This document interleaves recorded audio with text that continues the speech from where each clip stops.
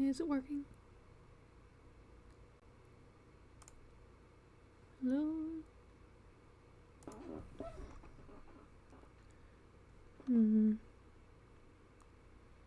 Is it functioning?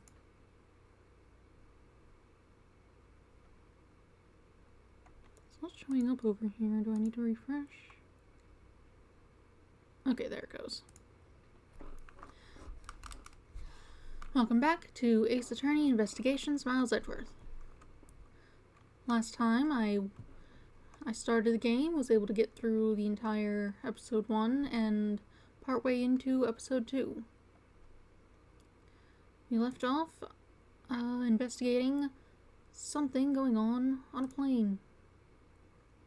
A murder. Okay. I'm working like this? No? Hello? Oh, there it goes. Oh, that's weird. The, like, black background is registering as transparent. That's odd.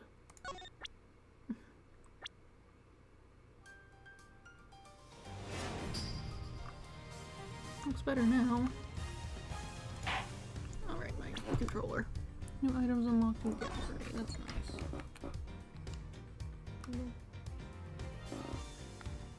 Okay, unplug it. Yes.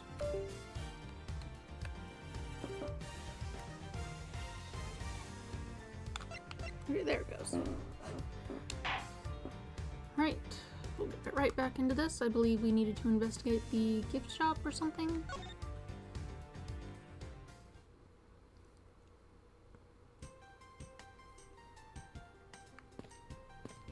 Right.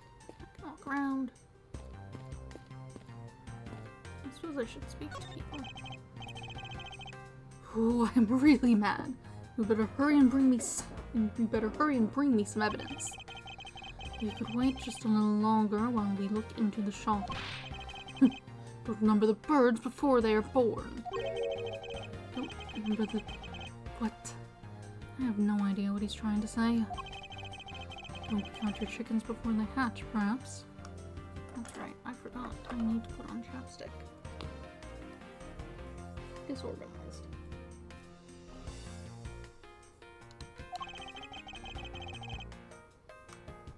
All I ask of you is your patience and cooperation.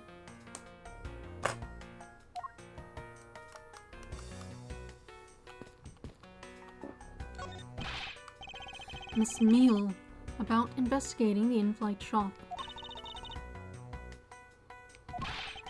You're of no use to me asleep. Wake up. What's up? I need you to come with me so I can search the shop. What without me? I'll catch up with you later. Oh, has this woman not been fired yet? And these counter windows offer a glimpse of the sky. These clouds, they tell me nothing. Now's not the time for me to stand here making up soliloquies. I should be hurrying to the shop and investigating. Suppose off I go. March 12th, 8:32 a.m. Flight G390. First floor in-flight shop. So this is the in-flight shop. It's quite a mess in here. You think? Yes, I'll have to clean things up then. Hold on. You can't clean up a potential crime scene. Oh, thank goodness. I hate cleaning so much. I mustn't rush things here. I must remain cool, calm, and collected. Because this piggy bank was left at the crime scene. Right. There's a very good chance that the killer had paid this place a visit. In-flight shop. And there's stuff on the floor. Inside this display case is a row of lifesavers and life vests for sale. He sell a lot of those and there's some kind of accident or something. some people buy them even when nothing's going on. How about it, Mr. Edgeworth? Care to buy one? I sense that the shop is one shopper away from being sued. You don't care about the things on the floor?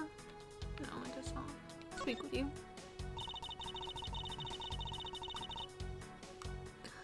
I don't know much about the shop, but you can still ask me about whatever. So what do you think about what has happened regarding this case? Oh, I don't know. I guess they think you're the killer, though, Mr. Edgeworth. I can assure you that I'm here in the shop to prove just the opposite.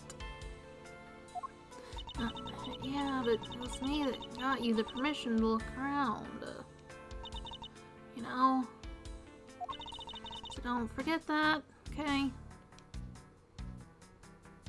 How am I supposed to... How am I supposed to thank you properly if you insist on falling asleep? Well, you know what would really show your thanks? You see that item for sale over there?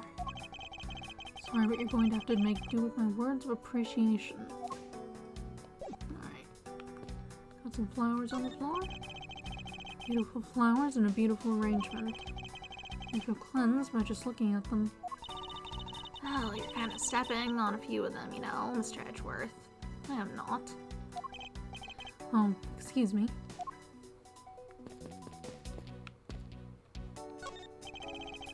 What are these? Oh, those are our company's completely original line of suitcases. They're practically flying out the door. That's how popular they are. You should buy one and see how you like it. You won't regret it. Perhaps that's how things work on this flight, but in the real world you try, then buy. Hey! And either way, it doesn't really matter. Oh, either way, why would anyone buy a suitcase after they've boarded the plane? Anyway, see that? Just look at all the Captain Ugo heads painted on there. Cute company mascot, isn't he? Is that what that is? They're painted on with a lot of care. Doesn't it look like he's about to jump out at you? It is certainly making something jump inside my stomach. Oh, I guess there's no fooling your fine tastes. It looked like you really wanted to get one. I thought I was going to finally make my first sale, but you saw right through it. That's done though. Never make me try to give you a sales pitch ever again, okay? I never showed any interest in it to begin with. It really is pretty horrible, isn't it? You want to know something? This suitcase was designed by Miss Rhoda. Miss Tornado designed this. Yeah, it was a company-wide contest. Oh, well, it does have a very sharp design sense. Sharp. Like stinky sharp cheddar, maybe. I really have no idea why the bigwigs decided to go with it. It's so blech. Miss Tornado designed this, did she? It's definitely not what I would have expected. Oh. Wow. You okay? I'm fine. Please watch yourself, Miss Needle. My suitcase freely roll around has got to be a safety violation. Suitcase plane shaking caused it to roll. In-flight suitcase displays can be hazardous. Just the one though. Oh, the other has a stopper. Here, I'll put it back. I wonder why that one doesn't have a stopper. And one of the wheels is a different color. It's weird. There's a wide selection of souvenirs for sale in these display cases. You know what I'd suggest? Sorry, but I have no intention of buying souvenirs on this trip. Okay, then how about you buy something for me then, as a present? I can't think of a single reason why I'd want to buy you anything. I've had my eye on that pendant for such a long time. Try paying some attention to me when I ask you something, and then we'll talk. Glass on the floor. Broken. The glass from this display case's door shattered all over the floor. It looks like there's nothing on display inside either. Well, not anymore. Wait, actually, I think there is something. What's this? A mini captain's hat? Tiny captain's hat. It's a tiny captain's hat. I swear I've seen one of these before.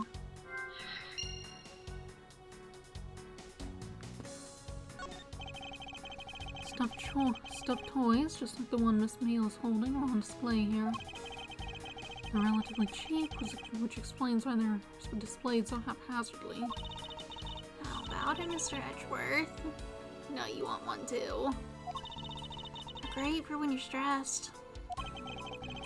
I don't envision stuffed animal abuse when she says that. I can speak.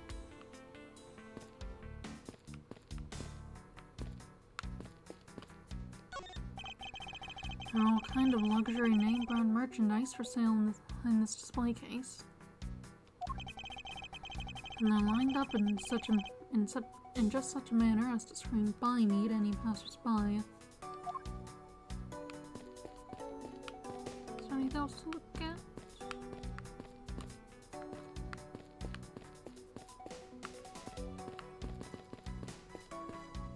Doesn't look like it. I guess I need to do this.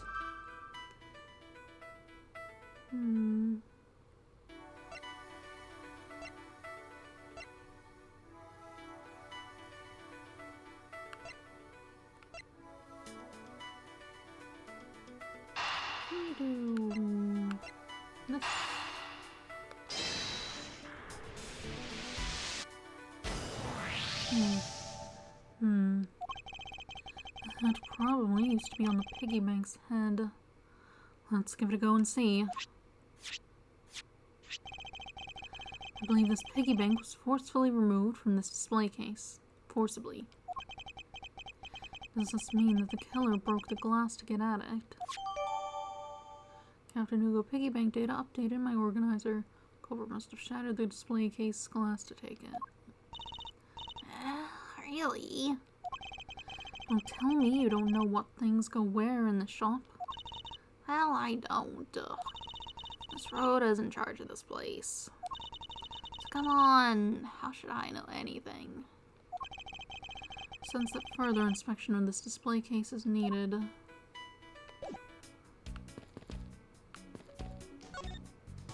Closer look then. Don't rest until I've inspected every suspicious looking nook and cranny.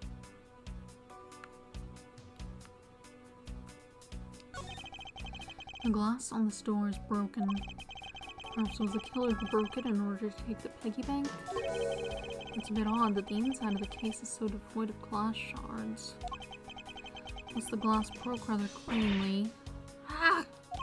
What is it? I touched the glass and it cut my finger.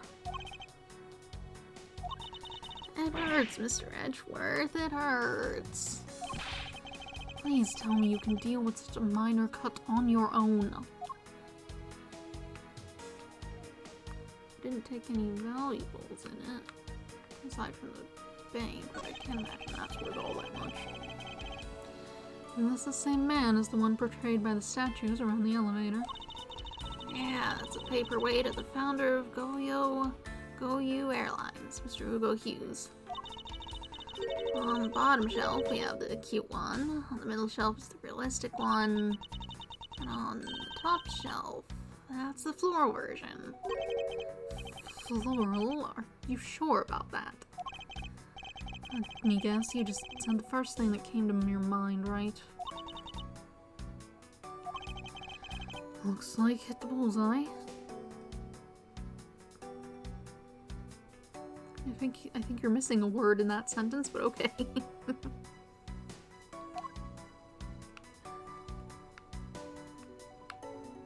Books. Goyu Airlines related books line the shelf. History of Goyu Airlines, the future of Goyu Airlines, the seven wonders of Goyu, fight on Goyu Airlines, working name Goyu Airlines. You. Titles make it very clear that they won't be making the top sellers list anytime soon. pictures.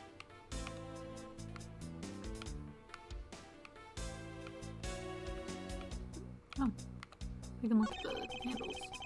For security, there's a lock on this display case. Miss Meal, if I may ask you about this lock. The one who's in charge of the shop is Miss Rhoda, so she's got the keys to all the display cases. I see. Oh, I bet you want to buy something. You want me to go get the key from her? No, that's alright.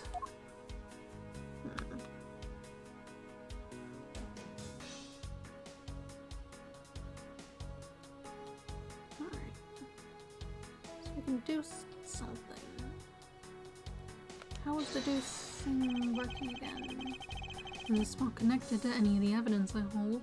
Somehow.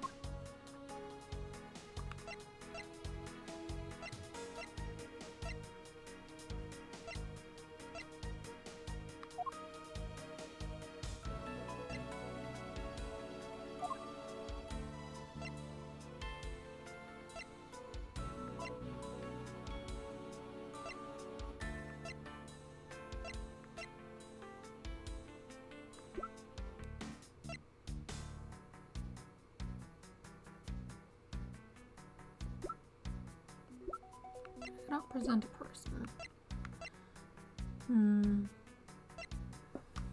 Let's see.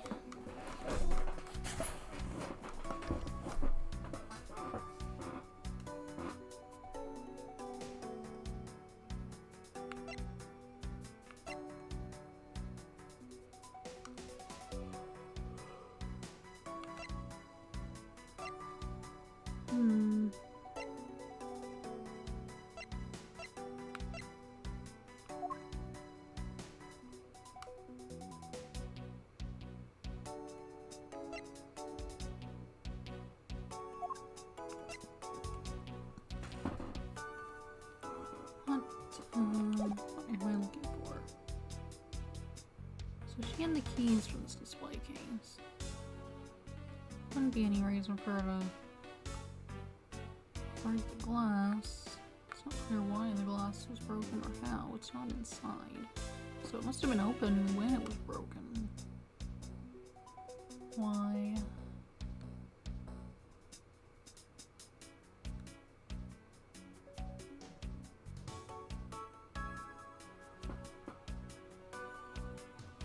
No point looking at the books or the... I mean, the broken glass... I'm not sure anything here is...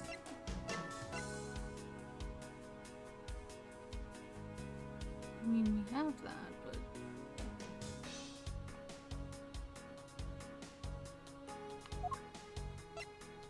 Could it have just fallen out during the turbulence? Is that what they're saying? That'd be weird. Nothing else has fallen over.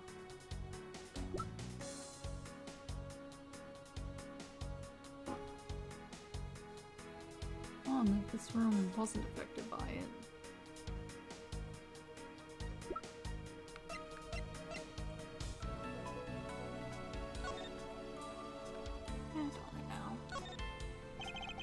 The hat on its head was found inside a display case in the inside shop.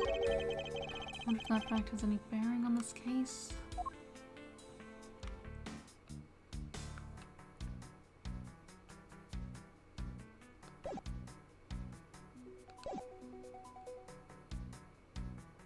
Is this what you want?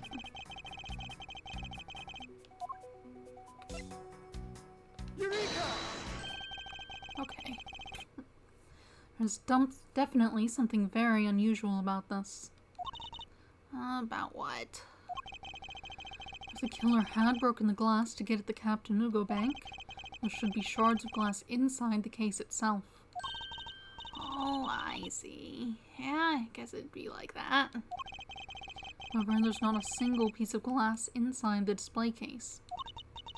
Nope, no there isn't. Which means that the glass was broken from the inside out. The piggy bank must have fallen over from the turbulence and right through the glass. Yeah, that's for sure. There's so much glass all over the floor. I'm willing to bet that this hat was knocked off its head at that time, too. That's nice. Which leads me to believe that the killer took the Captain Hugo Bank from here after the turbulence. The plane shook so much during it that it made a huge mess of the shop.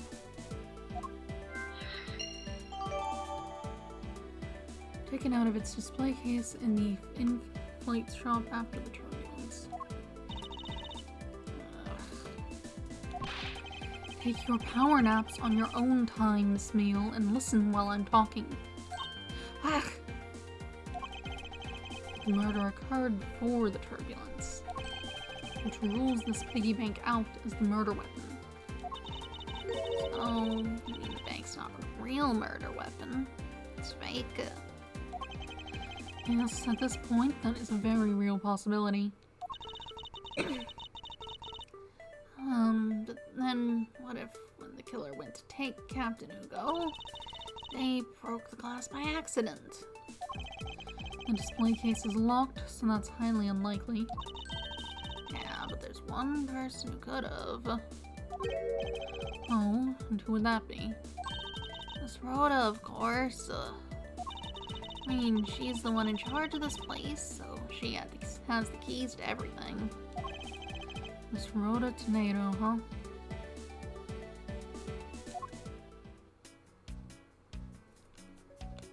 Why are you calling her Miss First Name? That's not usually how that's said.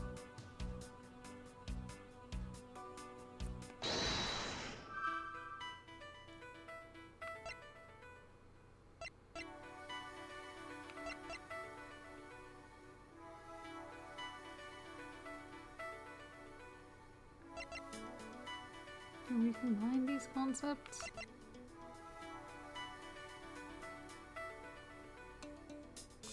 The idea that it maybe should have been out of place already from the turbulence? That's something. Someone put it back. Also, one of its wheels doesn't match, which is maybe unrelated to that concept. It's okay. Yes, there's definitely something wrong here. Ugh, what's with the sudden yelling? Tell me, Miss Meal, don't you think there's something strange about these suitcases? Oh, well, sure, they totally use strange, like the color and the such. That's not what I'm talking about.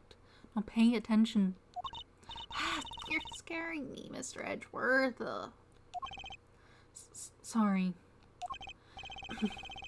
These suitcases are lined up a bit too prim and proper. Yeah, they look a bit uptight, don't they? But I guess they take after their creator. Again, that's not what I mean, Miss Meal. Don't you find it unusual that these cases are the only things undisturbed by the turbulence? Never mind, I'd sooner find an answer by inspecting these suitcases myself. Upon closer inspection, they really are quite hideous. I wonder how Miss Rhoda would have reacted if she heard what you said. What you just said. What's wrong? She makes a good point. It would be wise of me to watch what I say out loud. It's this. I've spotted something that's not quite right. What is so unusual about this suitcase? Take that! There's something very peculiar about these wheels. Huh? As in, there are no stoppers in place on these. Without stoppers, one would think that the turbulence would have sent it flying. And so it is very likely that the suitcase was placed here after we hit that turbulence. Let's take a closer look at it, shall we?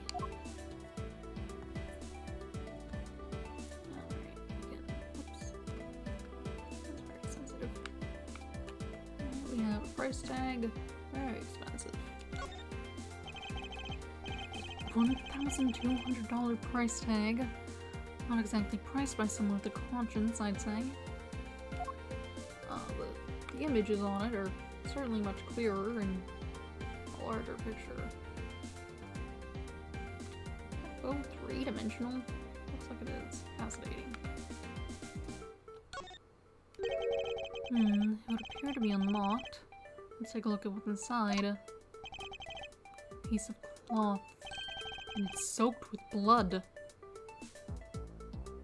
Blood up in the corner, too. It's blood! It appears that this suitcase is very strongly tied to a murder after all. I still had to look at it some more, but okay. So, explain this to me. What does the suitcase have to do with the murder? I believe it's pretty safe to say that the killer used this suitcase in some manner. Such as to move something, perhaps? But aren't you just talking about the cloth then? That alone is too small. A larger item would be needed to move what I'm thinking of. The thing I believe the killer used this suitcase to transport is... Take that! something that would fit inside a suitcase that is also covered in blood. Sounds like a dead body, doesn't it? Go use suitcase journal jot. Go use suitcase data jotted down in my organizer. Journal is not in that sentence at all. This was used to transport the body. It was designed by Miss Rhoda Tenedo. Bloody cloth jotted down in an organizer. Found inside the suitcase, its beautiful pattern has been soiled by blood. I'm not sure I'd call that a beautiful pattern. It's kind of just stripes. Really bright, garish stripes. But, In light of this, I'd say that Mr. Hicks was moved into the elevator from someplace else. Which means that the murder was committed in an entirely different location. so you're saying that after moving the body into the elevator, the killer brought the suitcase in here and just left it. Exactly. What is it? Nothing. Just that. I was thinking about what Miss Rhoda said about coming here for something. Very intent on hitting things on her in a way that's far too obvious to be like.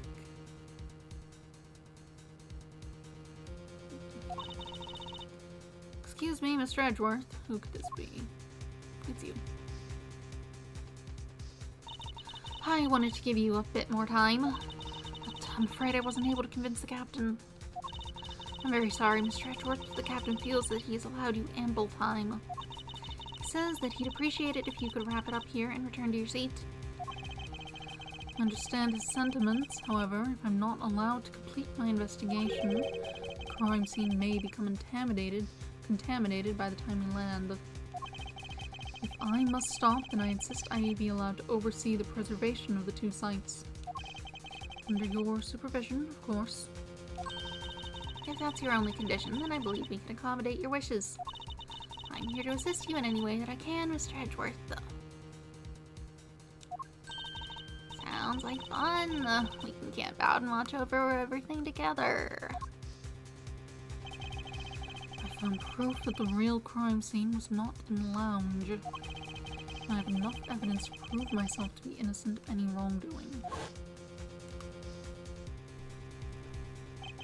And yet, regarding what Miss Meal reminded me about Miss Tenedo, I can't allow my investigation to end here. The truth must come to light. To be continued.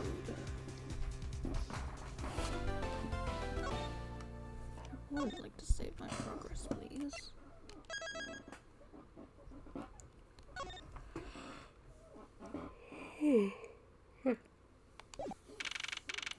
March 12th, 1 p.m. local time. Hope Springs Airport. Okay. I know that once we had landed, I'm supposed to let the local police take over. Thanks to Miss Tornado and Miss Meal, I was able to preserve the crime scene. I just can't shake it. I wasn't able to talk with Miss Tornado in private. So I'm left wondering just what was she up to. Why did she do what she did? There must be a way for me to continue my investigation. I've been inspecting you, Miles Edgeworth. Who's this? Oh, hello. Franziska, I thought you were still in Germany. I go where I am needed. Wherever there are criminals to be caught. Her name is Franziska von Karma, the daughter of my mentor, Manfred von Karma. She, like myself, is a prosecutor. Are you heading up this case? It would be a bit of a relief if you are. Don't you try to flatter me, Miles Edgeworth. I am placing you under arrest. What? It's quite frustrating, actually. I had hoped to exact my revenge on you at a different venue. But I'll have to take what I can get. Never thought I'd see the day when a disciple of the House of Von Karma would become a criminal. Have you no shame? Your mentor murdered someone and went to jail.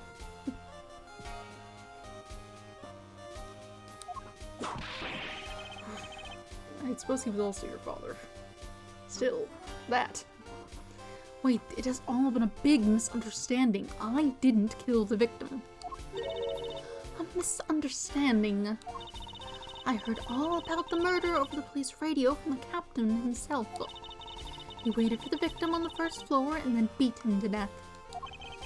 Franziska, do you honestly believe that I killed a man? I suppose I should reserve judgment until after I had investigated this for myself. I'd put your arrest on hold until then. That is as it should be. Huh.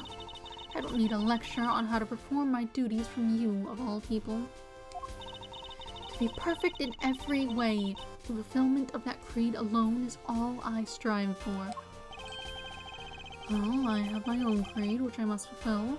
So why don't we solve this together? I have to get going. The crime scene awaits. Don't you dare leave town. Trust me, I had no intention to. Detective Gumshoe. Yes, sir. Too slow. How? Listen up. I'm leaving you in charge of watching this man. Don't mess up, understand? Mr. Edgeworth, I'm supposed to guard him? Simple yes or no, detective. Yes, sir, understood, sir. You just leave it to me. Miles Edgeworth, if you interfere with my investigation, I'll arrest you on the spot. Are we clear? Now then, if you'll excuse me. Good to see you again, Mr. Edgeworth, sir. Boy, am I glad to see you're okay. Thank you, Detective. I believe in you, sir. You can lean on me. I'll get you through this. I have to admit, I'm a bit curious as to what Franziska's up to. Maybe I should ask the good detective. Very well, in that case, I have a few questions for you. First, I'm gonna look at this counter.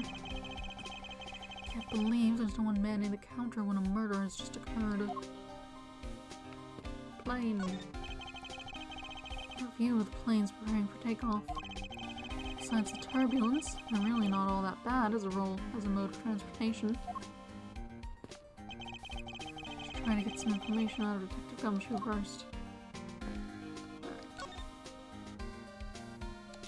So what's up? So how is the initial investigation going? We just shipped the body off to the coroner's office, and we're taking statements now, sir. That sounds like Franziska. She was always good at a quick response to a case. I'd say she was a little too quick, sir. Oh, how so? I rushed over here as soon as I got word of the affair, sir. But somehow, when I got here, Miss Von Karma was already here barking out orders at everyone. It was kind of creepy, as though she knew there had been a murder or something. And had come in advance to await your flight's arrival. That is sort of odd. She did show up rather quickly and out of the blue. Plus, I still don't know why she's here in America. There must be some backstory to all of this.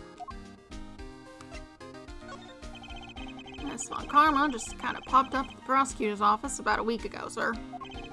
Something about chasing down leads related to a certain incident. No details.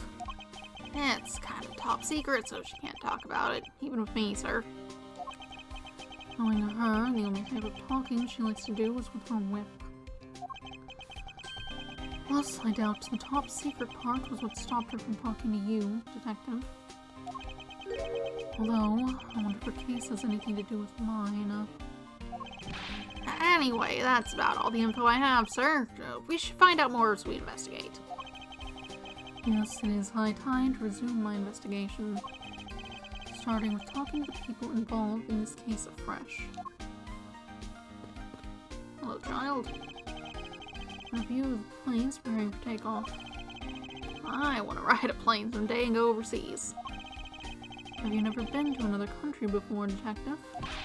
Nope, not yet, sir. I don't even have a passport. But I've been saving up for that eventual someday, a penny a day to be precise. At that rate, you won't be making any trips until well after retirement.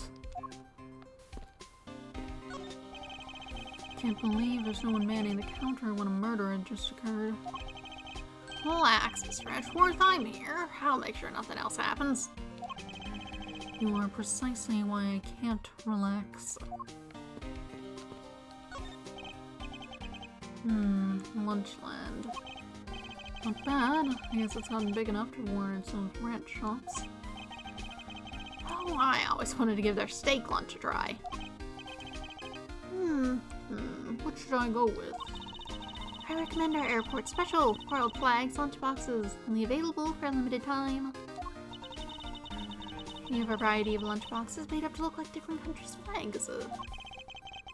If you really want one that badly, Detective, why don't you go ahead and buy one? Is that okay, sir? Thanks. Alright, then I'm really gonna get one. Here I go.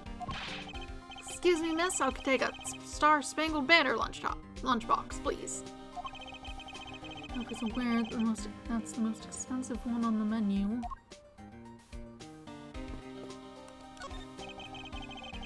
This man was in first class with me. He was quite shaken up by the whole affair. I'd be pretty scared too if I got caught up in a murder investigation, sir. I did it. I made it the whole flight. I'm not scared of turbulence anymore. This life vest is proof I made it alive. It's now my prized possession. How could you just take that from the plane? It's okay, Mr. Edgeworth. It's got nothing to do with the murder, at least. Plant. Who there? Looking from behind. I think I've seen this man somewhere before. And Soviet Russia World Flag lunchboxes eat you.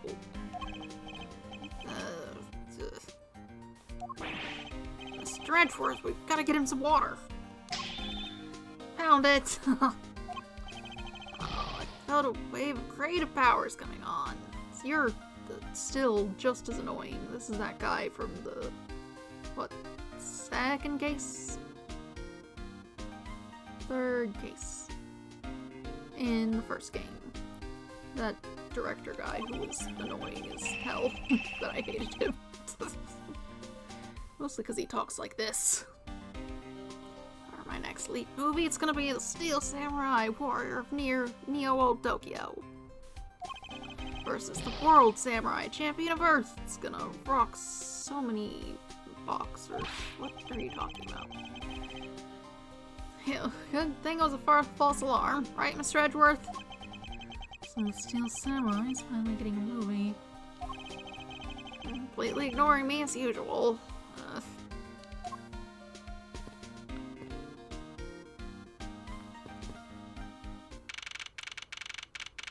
March 12th, 1:37 p.m., flight G390, second floor, first class. So you must be the captain.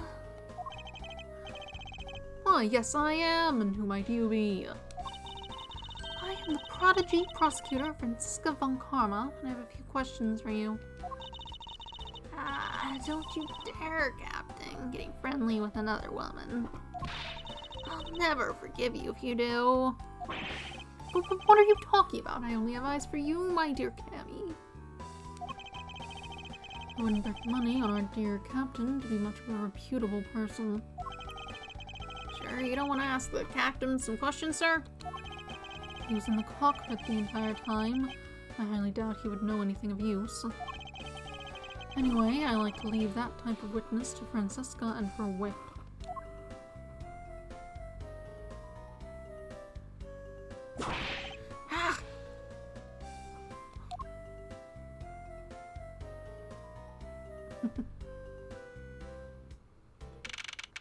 March 12th, 1:40 p.m., flight G390, first floor lounge. Now see here! Sorry, I'm sorry.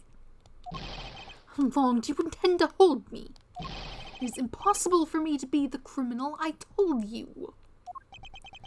Mr. LeBlanc? Oh, it's you. Tell this man to stop stopping me from going. Time is money. I don't have even 1 second of wasteful time to spend.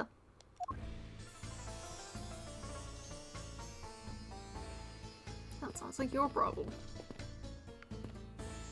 Put up a barrier. Fair enough. Looks like we can't go beyond here, sir. Plus, the body has been sent off to the medical examiner's office for an autopsy. I guess we have to talk to you. Did you finish taking a statement yet? Yep, all done, sir. You're not concerned? I do not concern if you're not done examining the cargo hold. I want my cargo back. If you make a single scratch on my art, you will pay. Art? What sort of art? Mr. LeBlanc is an art dealer, so he's got a bunch of artwork down in the cargo hold, sir. There's practically a mountain of them, large and small.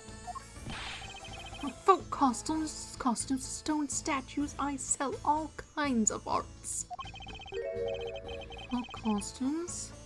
Speaking of which, Mr. LeBlanc's hat. That does look a bit like that other thing. I think that one had blue stripes, didn't it? The stripes are blue.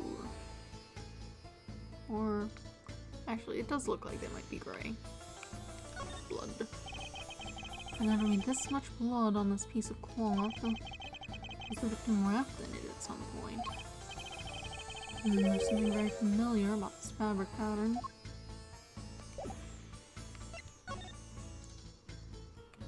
Look at this wheel.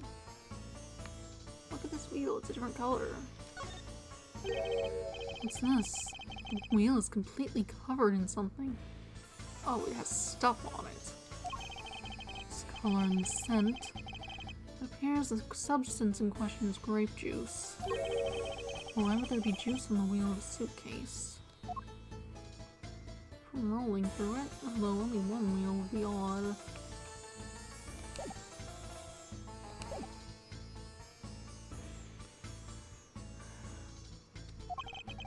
It kind of looks like that other piece of cloth. Look at this cloth covered in blood. Look at it. Mr. LeBlanc, can you please take a look at this for me? Oh, it's a Burkinian cloth! As I suspected, your hat is made of the same material, I suppose. Yes, of course. The fabric is so famous, orders come from overseas for more. Over the seas for more. Updated. World famous export of Burkinia. Its beautiful pattern has been soiled by blood. And this is the cargo you were talking about earlier. No, my cargo is my cargo this time is much, many gigantic. What? You, detective, when can I have my cargo moved? You can get your cargo back when we're done investigating, pal. Stubbornness of you police is no good. It is no good that attendant refuses to exit the attendance room too. An attendant? Wonder if he's talking about Miss Tornado.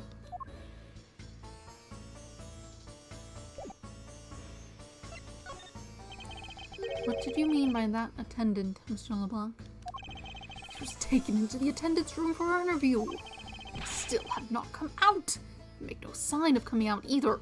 I was finished with my own interview much earlier, quicker than her.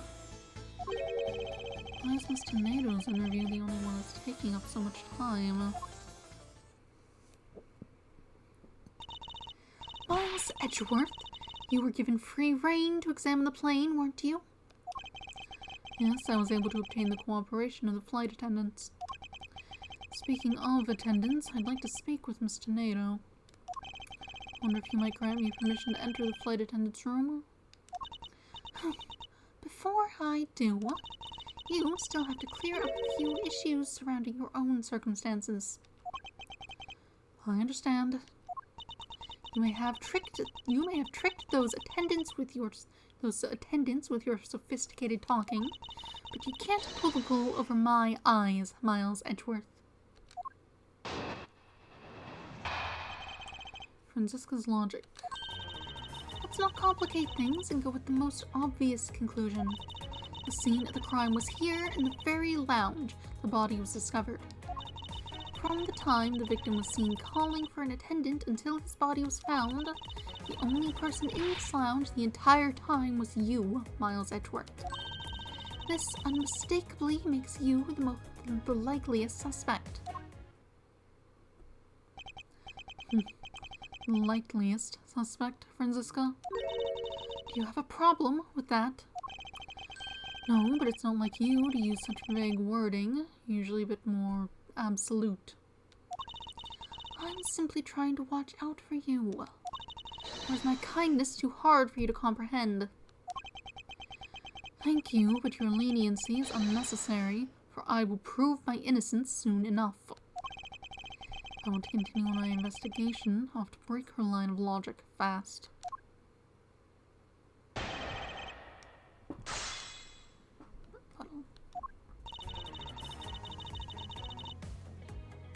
Hold it!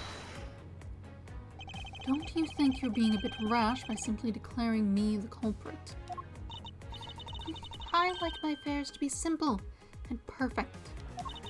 I'll show you the meaning of both. I'll show you the meaning of both when I finish this whole thing within 3 minutes. Hey, you say that like you're cooking a pack of instant noodles. How? I won't allow even 3 seconds of useless testimony to be uttered in my presence. I see she hasn't changed a bit. I won't allow her to send me to prison so easily. The scene of the crime was here, in the very lounge the body was discovered.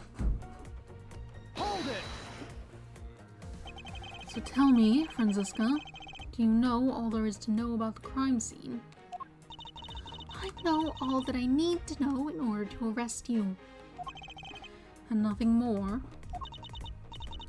Are you saying there is more I need to know?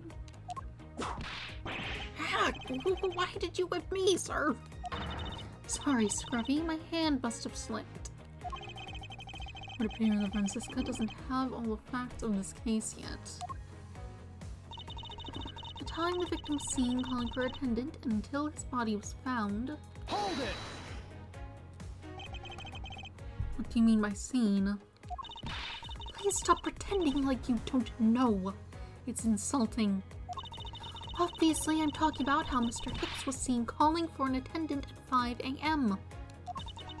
And then, from the time after that call until the body was found, the only person in this lounge the entire time was you, Miles Edgeworth. Hold it! Well, it's true that I was in the lounge the whole time. That fact alone does not make me the criminal. Objection! We'll see about that at the conclusion of this investigation. However, there is one thing that even you must admit at this time. This unmistakably makes you the likeliest suspect. Hold it! Under the circumstances, I suppose I can agree that I am the most likely suspect.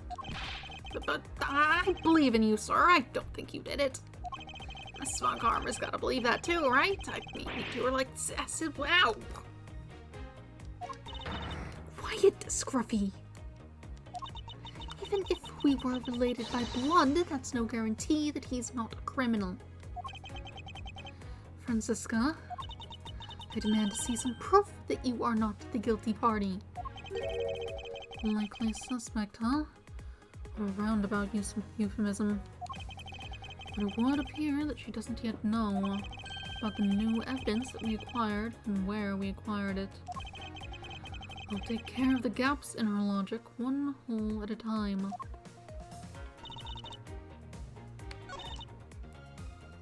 Okay.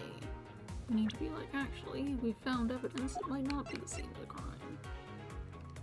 Objection!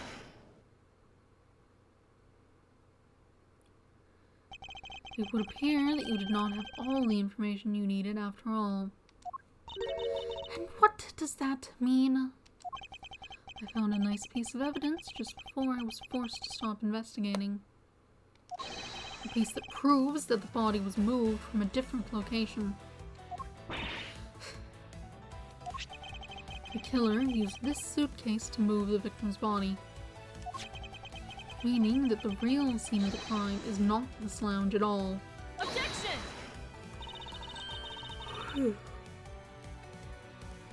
Now, who's the one rashly jumping to conclusions? Excuse me. All you did was find this piece of cloth inside the suitcase. That doesn't prove that the body was moved. It could be that the killer simply chose that suitcase as a good place to hide the cloth. I expected you would come to that conclusion. Would seem I can't escape that easily. You should know better than that. The Von Karma is perfect in every way. Ah, but did you know the killer definitely wheeled the suitcase around at some point? Objection! As if there's proof of that.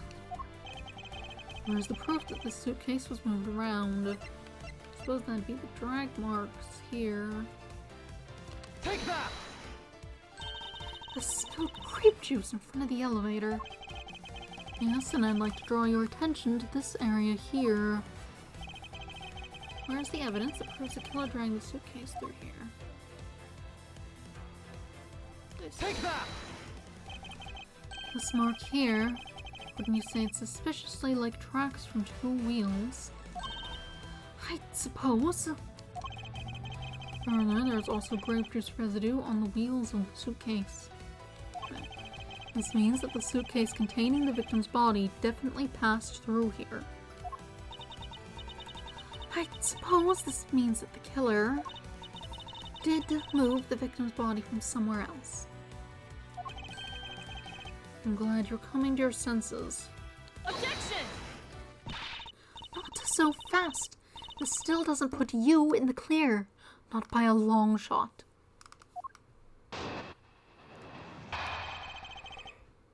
I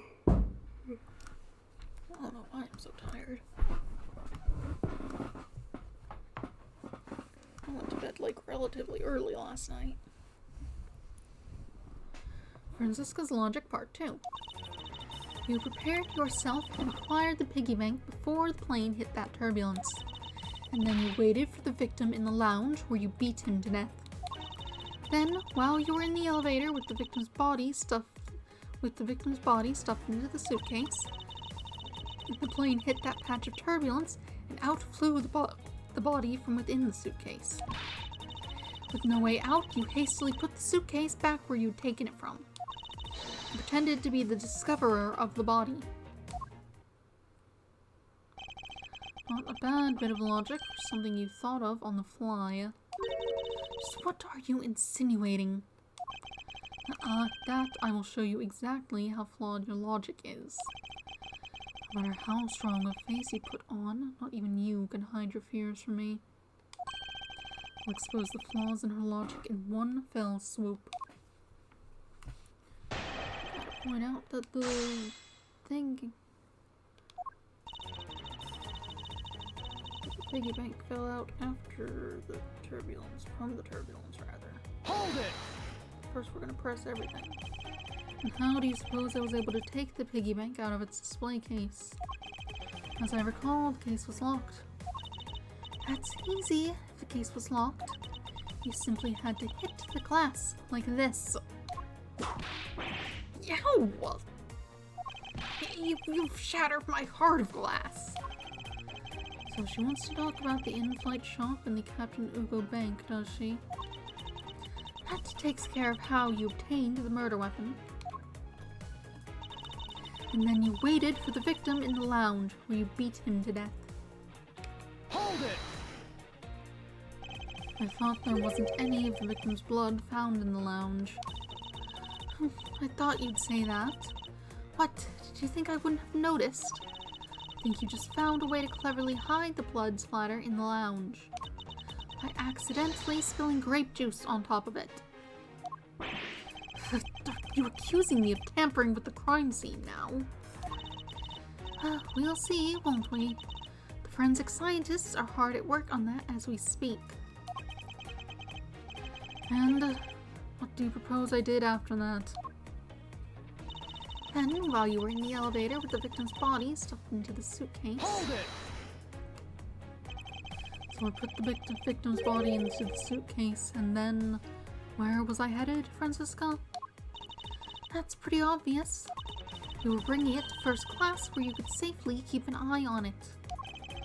We're talking about this thing, you know. I hardly call it discreet or ordinary.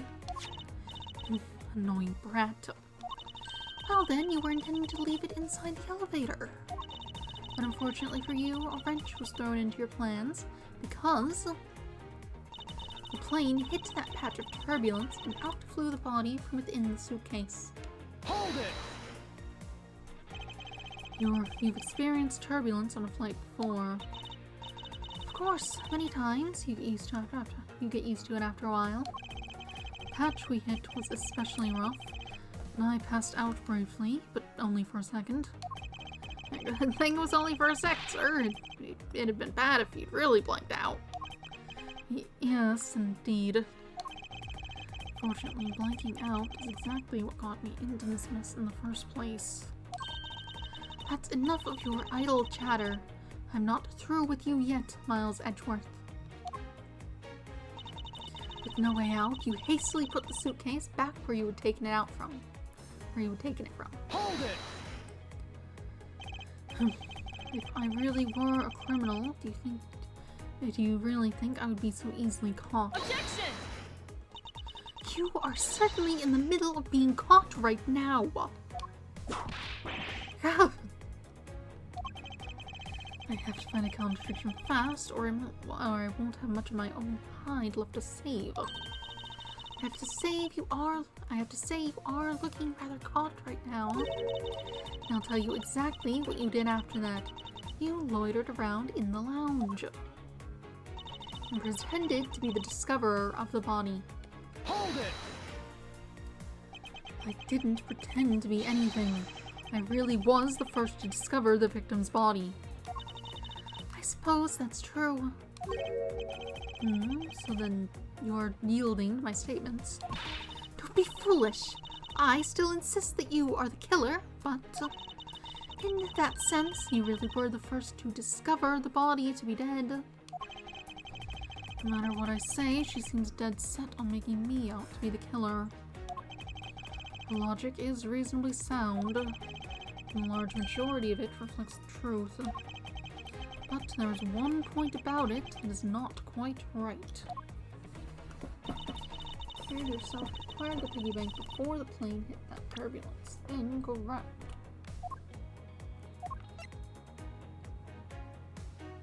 Objection! The fact that you took this piece of evidence into account in your testimony is to be commended. Your legal prowess is certainly something to be feared. Evidence and logic. Essential tools that those who would stand in a courtroom must learn to master. But what if there was a fake piece of evidence thrown into the mix? A fake. This Captain Ugo piggy bank is just such a fake. It is not the real murder weapon. What? The timing of when the bank was taken from the shop is important. And it was taken after the turbulence had occurred. But then, what about the blood on the bank? What do you make of that? I assume it was added after the murder, and the killer fabricated this weapon. Looking at it this way, the killer basically did three things after the turbulence. After exiting the elevator, the killer brought the suitcase to the shop and left it there.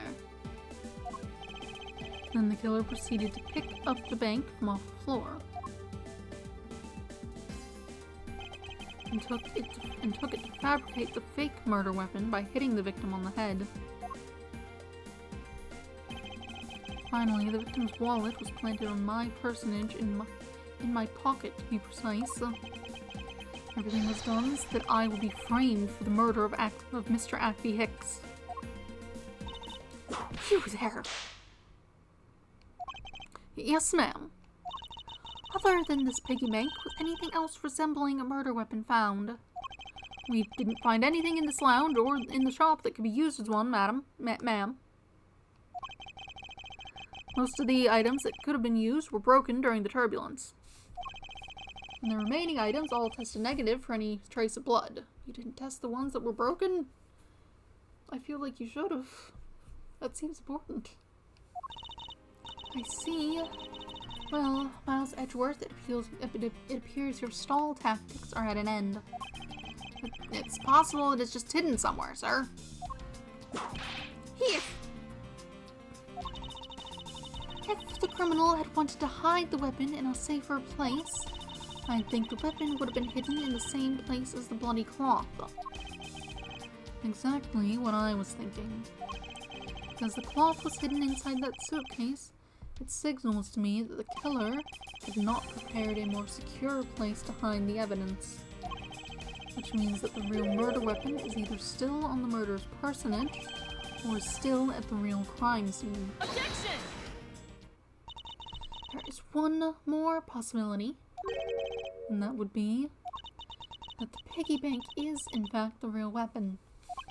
But didn't we just... Let me finish.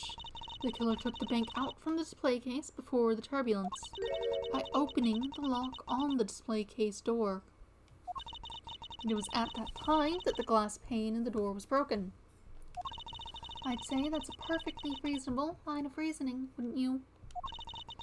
Let's see, so that means the killer had the key to the display case. Francisca, the person you're talking about. Not so fast, I'm not finished. The person I'm talking about also committed another sin. She tricked the captain and granted you permission to conduct your investigation. Yes, it is the sin of lying. Speaking of which, I recall that you also wish to speak with her. Yes. Very well, permission granted, but only if I can sit in on your interrogation. Do we understand each other? I have no intention of interrogating her, but you are welcome to accompany me if you so wish. Miss Tornado is in the flight attendant's room. Let's move. Can we look at the window? There's no guy. Oh man, there's a really pretty lady in that plane over there. She's looking over here. Real quick, sir, wave at her with me, please. I refuse to be your wingman on this. Alright. Miss Tornado. Okay. That blue door over there leads to the flight attendant's room, sir. Alright, let's go see what Miss Tornado has to say for herself. Okay, yeah, you're not part of the entourage, you're just standing. Oh, we flip around. March 12th, 2:23 p.m. Flight G390, first floor flight attendant's room. So you're the one who poked about inside. So you're the one that poked around inside this plane without the captain's permission. Deviating from the flight attendant's manual is very unbecoming, you know. What were you hoping to accomplish by doing that? Hi. Miss Tornado? Mr. Edgeworth, you're here too? Can you please help us and shed some light on why you did what you did? Alright. First I'm looking at things. It's pretty easy to tell who sleeps in which bunk just by looking. I'm almost certain that the well-kept one up top belongs to Miss Tornado. Ew, this bottom one's a giant mess. You sloven, squalid scoundrel of a man. You dare to scrutinize a woman's bed and invade her privacy. Ow! There are some things in life best kept to yourself, detective. Trophies. Odd. There's all this junk inside these boxes. There's no rhyme or reason to any of it. That's our lost and found, Mr. Edgeworth. All crowns and swords and necklaces. It's like a treasure trove in here, sir. The fact that these were left on the plane implies they were carried onto it to begin with. Something tells me it's time for Go-U to send its metal detectors out for repairs. And what are inside these boxes? Oh, those are some souvenirs I bought in Burguinia. There's so many. There's even a second box. Well, yes, I find that folk for art from around the world does great things for my creativity. The suitcases certainly could have done a whole lot less. Could have done with a whole lot less of your creativity. It's one of those suitcases designed by Miss Tornado. You can tell it's hardly ever been used by the lack of a single scratch on it. Poster. Locker. So these are the attendants' lockers, huh? So these are the attendants' lockers, huh? Let's hurry up and examine them, sir. Why must men always be so rude? Besides, who exactly gave you permission to search through the attendants' lockers? Wait, detective. It would be uncouth of us to look in a woman's locker without her permission. Yeah, I guess, sir. So, once I feel this murderous draft, and I can sense a whip not far behind. What exactly is this panel for? Ah, that's the emergency control panel for the elevator. We use it to stop the elevator on the first floor and keep its doors open. What's out that way then? Why did you lie about receiving the captain's permission like that? Because I didn't think I'd be able to get his permission. Because I didn't think I would be able to get his permission. What do you mean? Captain, he only has ears for Cammy. I spoke with the captain a little earlier myself. Oops. He definitely seems to be rather taken with Miss Meal. Yes, and on top of that, I had mistakenly accused Mr. Edgeworth of being the killer. I wanted to make amends. In that case, please allow me to thank you for what you did. Thanks to you, I was able to clear myself of all charges. Really? You were able to prove your innocence? Oh, thank goodness. Miss Tornado, is it? There is one more thing I'd like to ask you. You were in the in-flight shop just before the turbulence, weren't you? Please answer honestly. Yes, I was. And why were you there? Well, why the sudden hesitation? Francisca seems to have struck a nerve.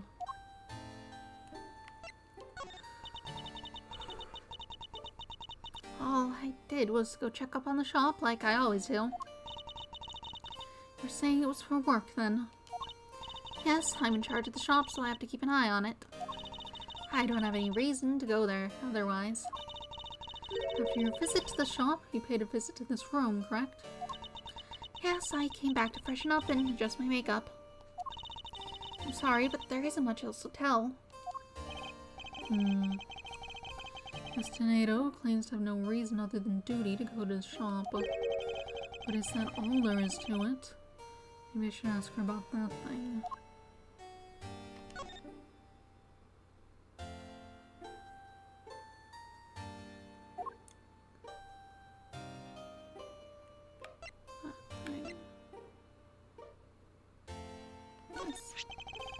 If you could please take a look at this for me, Miss Tornado. Oh, that suitcase! Yes, about this suitcase. You were the one who designed it, correct? And I think I figured something else out about it. This suitcase is the reason you went to the shop, isn't it? There's nothing you won't find out eventually, is there? Won't you please tell me more about the suitcase? Yes, I was interested in seeing how the suitcase I had designed were selling. I know that as a service professional, I'm not supposed to care. I really wanted to know. And I was glad to see it was the last one there. The last one there.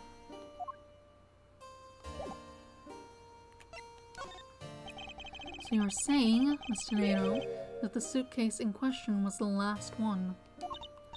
Yes, they're just so popular they're practically flying off the shelves. That's not exactly the impression I got. The one in the shop is most definitely the last one. Well, we're currently looking at that suitcase. Really? And I guess we sold all of them. Thank you very much for taking the last one. I didn't say anything about buying it. Then say you'll buy it. I'm sorry, I can't. But why? I think it'd go great with your complexion, Mr. Edgeworth. It really suits you. I guarantee it personally as a service professional. Well, that is... How should I put this? It's hideous. What? Maybe that was a bit too direct. Moving on, my issue with the suitcases isn't the design, it's the number of them remaining. Remaining? There were 2 suitcases in the in-flight shop when I investigated it. 2? That's impossible. I'm sure there was only one. Looks like her story has generated quite the contradiction. When I left the shop, I'm positive there was only 1 suitcase left. Something is amiss here. What could be the meaning of this inconsistency?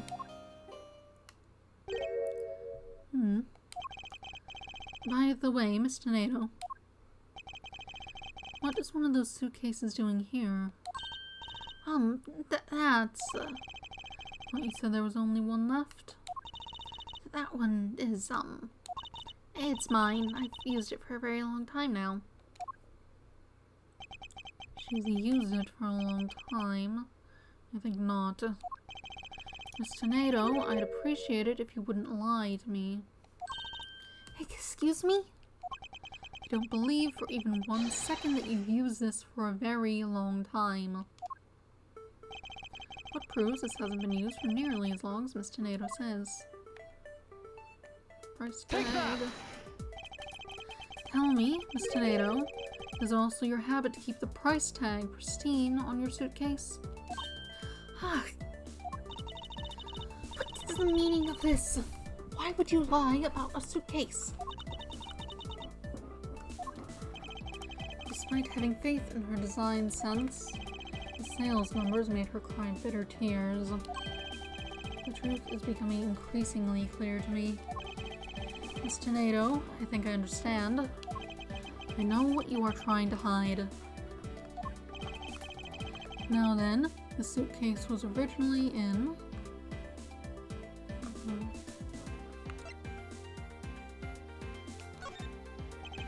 Seeing as how the price tag is still on the suitcase, one can only assume it was out on the floor for sale in the shop. And the person who bought this suitcase was... Take that! It was you, wasn't it, Miss Tornado? I hate to say this, but the suitcase that you designed, it hasn't sold very well, has it? You saw how poorly this design you poured your heart into was selling, and were deeply hurt. That's why you wanted to make it look like it was selling by buying it yourself. Isn't that right? And the reason you went to the shop and came back here was... I'm sorry. All I really have is my job. I was overjoyed when my design was chosen. I thought that maybe I'd finally accomplished something. But the suitcase didn't sell. It's because of the design, isn't it? Well, because it's, as you put it, hideous. I can't really say they chose a great place in which to sell them, either. We weren't selling a single one, and they were just sitting there collecting dust. I felt so bad seeing them there, day in and day out. So I decided to buy one for every flight I worked. You buy one every single time you work a flight. I see, so in order to keep your resolution, you went and bought one today as well. Those things are expensive. Yes, and here's my receipt for that purchase. This receipt is clearly time-stamped. It's 5:40 a.m. Well, it seems you had credit for it? Weird. Suitcase receipt data jotted down in my organizer. Bought at the in-flight shop and left in attendance room. The timestamp says 5:40 a.m. I guess you're not actually paying for them. It's maybe... The truth is, there's still a bunch of them left unsold. I need to scrap the remaining ones at the end of this flight. Miss Tornado, where are these other suitcases? They should all be down in the cargo hold. And the suitcase the killer used could very well have come from the cargo hold. Mr. Edgeworth, I don't think the killer used one of my suitcases to... Yes, I do. The killer used one of your beloved suitcases to move the victim's body. How could they? The suitcases were meant to be faithful partners to our passengers on their trips. That's all I ever wished for them to be. Miss Tornado, is there any other way to get to the cargo hold than the elevator? The only other way is just through that door there. What about security? That door has no special lock installed because just to enter this room, you need a special key card that only crew members have access to.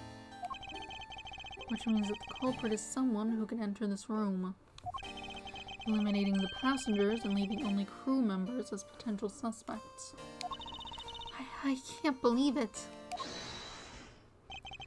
Yes, Francisca? Going on these wild goose chases. You're a disgrace to the Von Karma name. What do you mean by that? This suitcase came from the cargo hold. That fact alone tells us the whole story. Yes, which is why I said the culprit must be a crew member who used their key card. Miles Edgeworth. You're proposing that the killer rode the elevator from the cargo hold, correct? Yes, that's the only realistic possibility. That other attendant, Miss Meal. I asked her earlier and she had this to say. Francisca got information out of Miss Meal. In order to make the elevator go down to the cargo hold, a different key card is required. A different one. Yes, the only person who holds that particular card is you, Miss Rhoda Tornado, and only you. What, is this true, Miss Tornado? Yes, I keep that key card in my locker at all times. Could you please show us that card right now? Yes, hold on. I don't believe it. What's wrong? The key card, it's gone. Very clever. Pretending that your card was stolen when in fact you're just trying to hide it from us. You've really thought this through. But wait, it's not like that. You can tell us all about what it's like down at the station. Officer, arrest this woman. Yes, ma'am. Miss Edgeworth.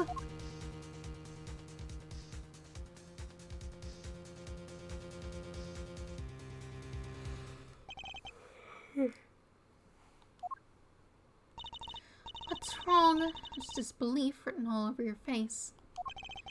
Franziska, I know that you are the lead investigator on this case. However, hold it. Don't even think about wasting any more of my time.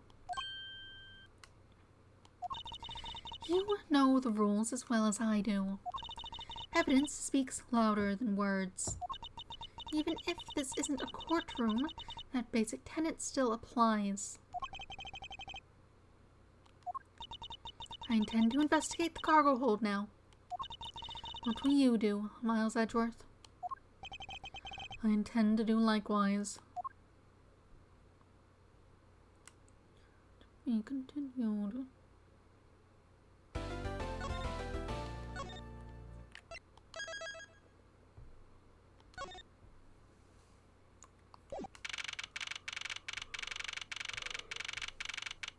March 12th, 2:52 p.m., Flight G390, lower deck cargo hold. Wow, so this is the cargo hold, huh? It's so big!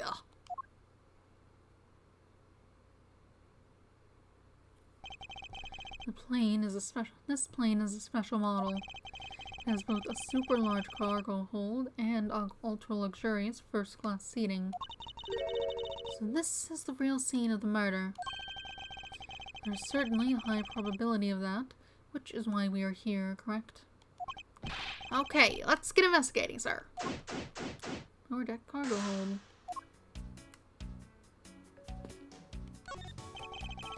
Have you noticed anything strange happening around here? No, sir. I haven't noticed a thing. Not sure that he meant to sound so oblivious. You arrived at the scene of the crime before Detective Gumshoe, correct? And you then immediately began to direct the investigation. It seems to me that you were already here at this airport for something besides this murder. Yes, I was. I've been following a very large and involved governmental-level international crime. But it's much too large for one person to take on alone. So it was decided that I should form a joint investigation with Interpol. Franziska came to this airport as an Interpol liaison. Interesting. Interpol is involved. It's a top secret operation, so I really can't tell you any more than I already have. Highly flammable. All sorts of boxes are piled up here. This one says flammable, and this one says pharmaceuticals. This one says for exorcism use only. Just what kind of operation is this airline running? Elevator. Oh, I just love pushing the buttons on elevators and crosswalk signals. Here, you should give it a try, sir. Go on, push it. The elevator is currently stopped on the first floor, Detective. It can't move. Oh, yeah. I guess nothing would happen if you pushed now. Well, nothing would have happened normally anyway without the special key card. Both the door to the attendance room and the elevator's control panels require a key card, which makes it impossible for a passenger to come down here.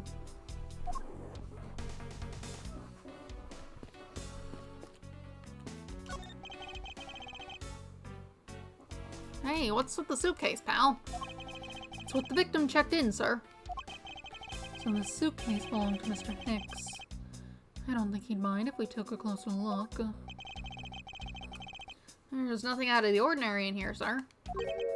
Wait, a file? And there's a photo of Miss Von Karma in it here. And there's a photo of Miss Von Karma in it, sir. Looks like a profile on Franziska. Why did Mr. Hicks have documents on Franziska in his possession? Is he the Interpol agent you were meant to meet with? Why would Mr. Hicks had a file on her? We can put that one together right now, can't we?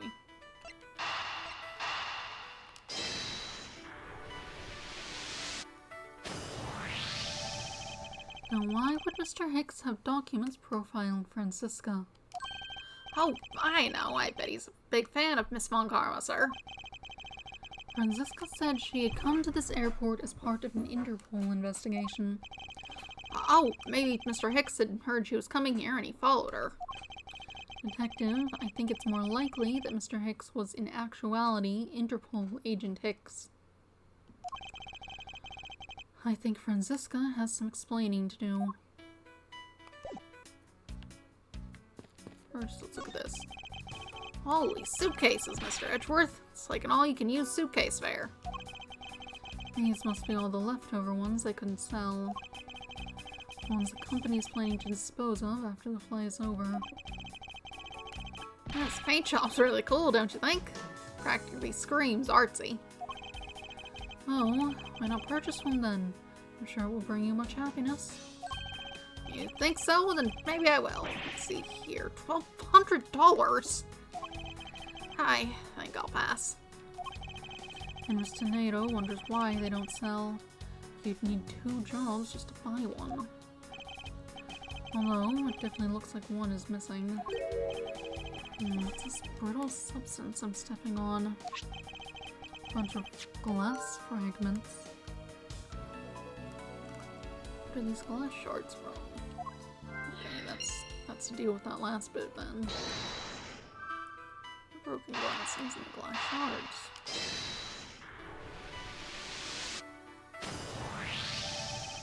I think we can safely conclude that these fragments are from a pair of glasses. And the victim was wearing a pair of broken glasses. Exactly what I was thinking. I'm sure that the shards would match up perfectly with the remnants of his glasses lenses. There we go. The victim was here, just as I suspected. So you're saying that the real scene of the crime was here, sir? Isn't that what I've been saying for a while now? Oh, is it? I didn't know that.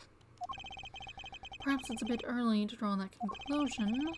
However, I believe that the probability has just skyrocketed considerably. All that's left to do is find the murder weapon. All that's left is to find the murder weapon. Bed sheets. Keeping track of this many pieces of cargo must be very taxing on the cargo crew. This sure brings back memories of when I worked as a part-time mover, sir. From the looks in his eyes, he's waiting for me to ask about the rest of the story. But no matter how he pours on the puppy eyes, I have no intention of doing so. I suppose I will speak with you. You came to this airport to rendezvous with the victim, didn't you? Nonsense! What are you talking about? We found a profile detailing information about you and the victim's luggage. I suppose it was prepared for him so that he could recognize you when he landed. Which makes him not Mr. Hicks, but rather Interpol Agent Hicks. Isn't that correct?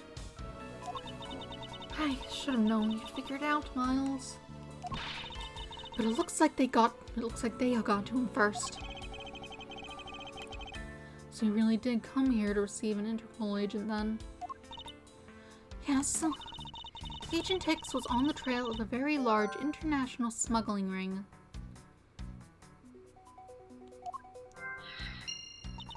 He went undercover to investigate this crime.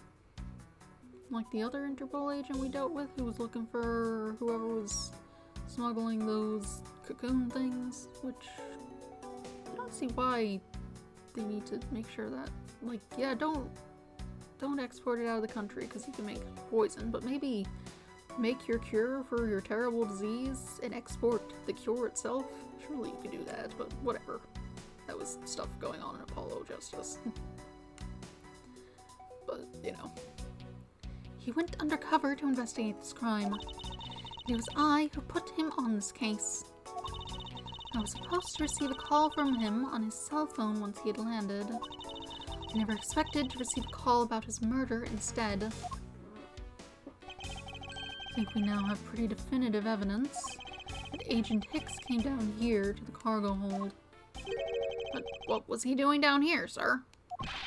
There's nothing but luggage. Oh, I get it. Maybe he forgot something in his suitcase and came down to get it. Probably checking for the smuggling thing. Ow! Agent Hicks came here for a work-related reason. Of that, I'm sure.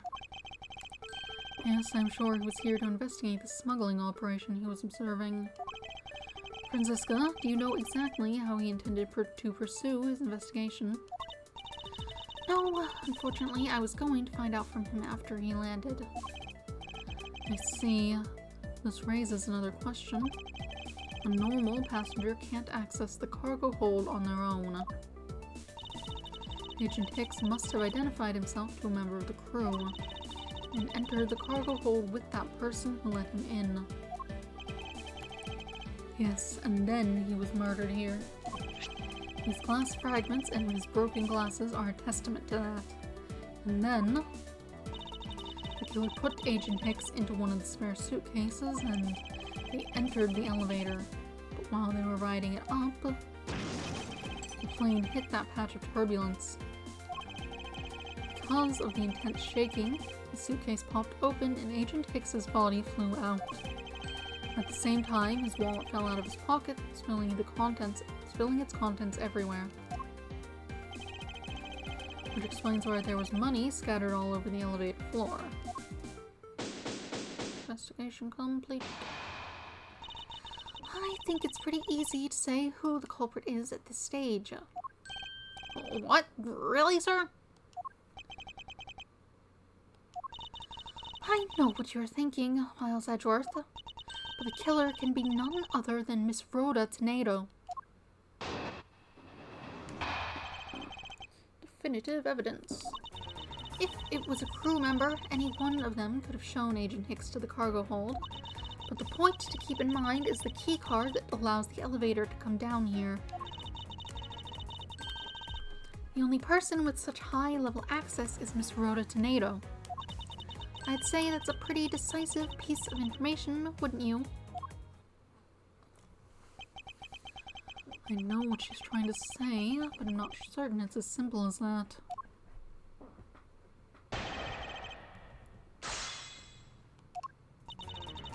I don't remember any one of them done. Hold it! That might be true, but then it could be anyone, even Miss Meal, including Miss Meal or even the captain. Don't be a fool. A plane without a pilot in the cockpit is like a horse without a rider, crop in hand, much like Scruffy over there. Hey! Can't disagree with her on that. Detective Gumshoe does always need a guiding hand. Very well, then what about the other flight attendant, Miss Meal? I thought you might ask about her. But the point to keep in mind is the key card that allows the elevator to come down here. Hold it! But it's highly likely that the key card was stolen from Miss Tornado. Objection! It's highly likely. Is that possibility the best you can come up with? You call yourself a disciple of my father. Yes, well, while I don't have any evidence, Be quiet. You're a disgrace. There is more evidence pointing to Miss Rhoda Tornado, you know. It's not just the key card that gives her away. Are you talking about the murder weapon in Captain Ugo Piggybank? Yes, She is also the only person with a key to open that display case.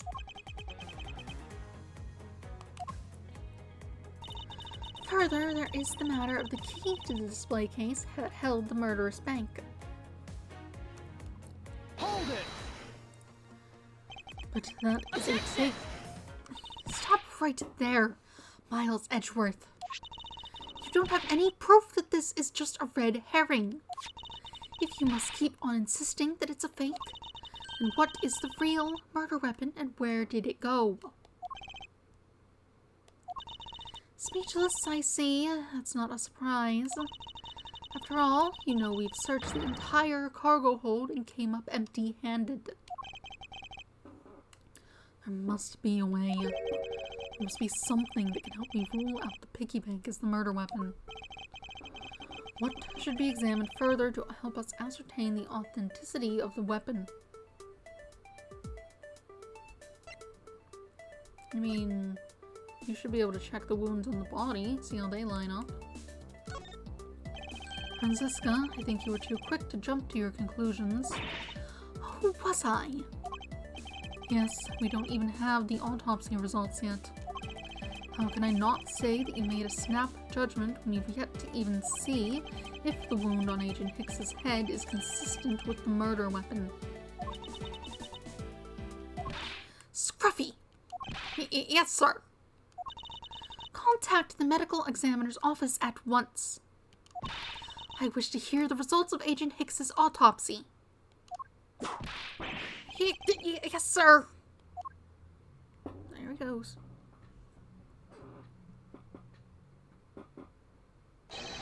Well, we've got a big problem, Mr. Edgeworth, sir.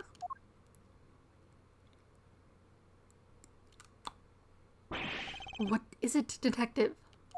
They're still doing the autopsy, but they said they already know this one thing for sure. Report now.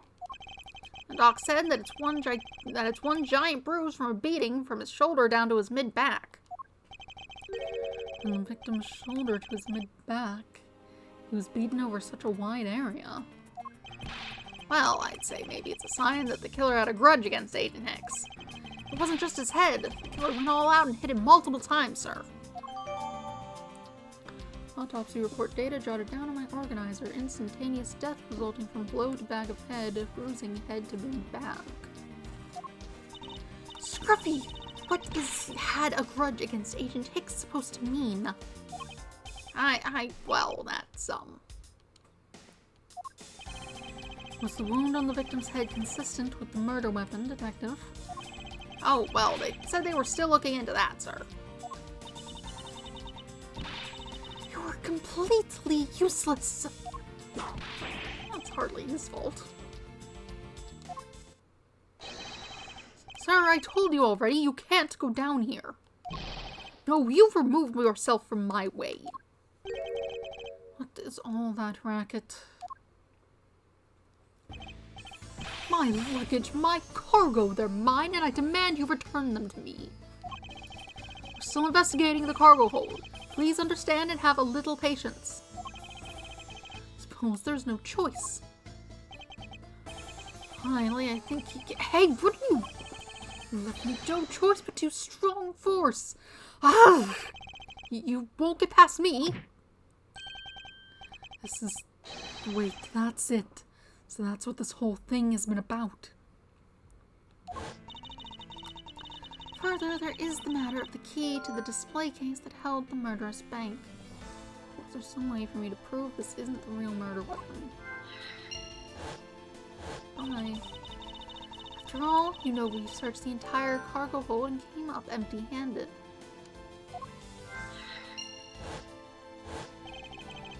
Doc said that it's one giant bruise from a beating from his shoulder down to his mid-back.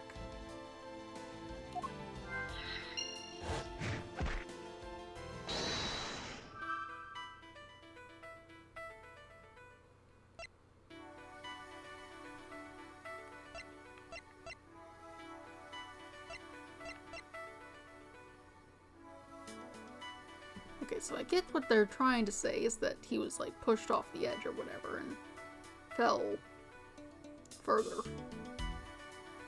than that guy did. 'Cause he seemed to be fine. He didn't fall onto the floor. Probably because that was his own fault. He ended up down there.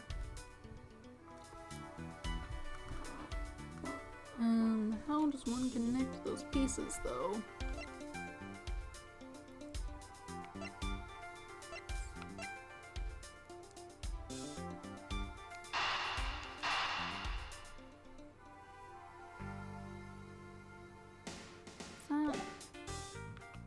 Cause of death. The weapon couldn't be found. Smuggling. Like, I get the point, but how does one connect the pieces? Unclear. This bank. Prove it isn't the murder weapon.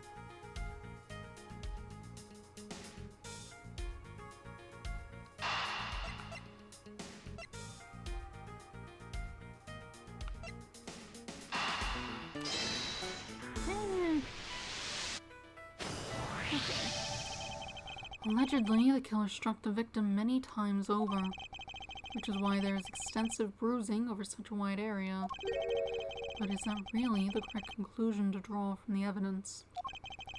The bruise from his shoulder to the middle of his back is one continuous mark, which is more suggestive of a single blow to the back. If that's the case, then the piggy bank is much too small to have caused that. Therefore, the murder weapon must be something far bigger. Sizable weapon. The unusually large area of bruising suggests that a very large weapon was used.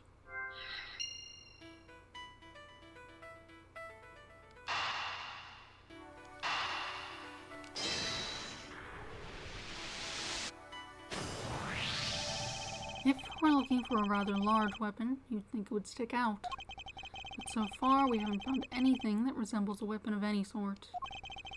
Perhaps, just perhaps, it's something we've all overlooked from the very beginning. Because normally it's too impossibly big to be taken into consideration. What was that all about? Was he trying to jump his way down here? Franziska. What? What do you want? I found it, Franziska. I found the real murder weapon. You did? He really jumped. We didn't realize it until now, but the answer has been right in front of us this whole time. He might be hurt. We should go check up on him, sirs. There's that pompous attitude of yours again. You should learn to drop that habit. It's coming from a prosecutor with a habit of whipping everyone she comes across. Anyway, if you really are a prosecutor, then you'll back yourself up with evidence. You two aren't listening at all, are you? Come on then, show me this real murder weapon you speak of.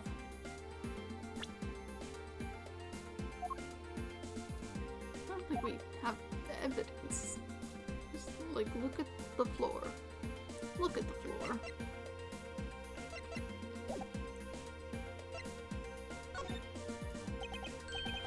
I don't have any evidence to show you. Foolish reasoning for a foolish fool. For foolishly foolish. Fool meant to fool me. Poor. What do you mean by I don't have any evidence to show? Perhaps I should have phrased it as that which caused Agent Hicks's death is incorporeal. Forgive me, but I do believe I have figured out what was the real cause of death.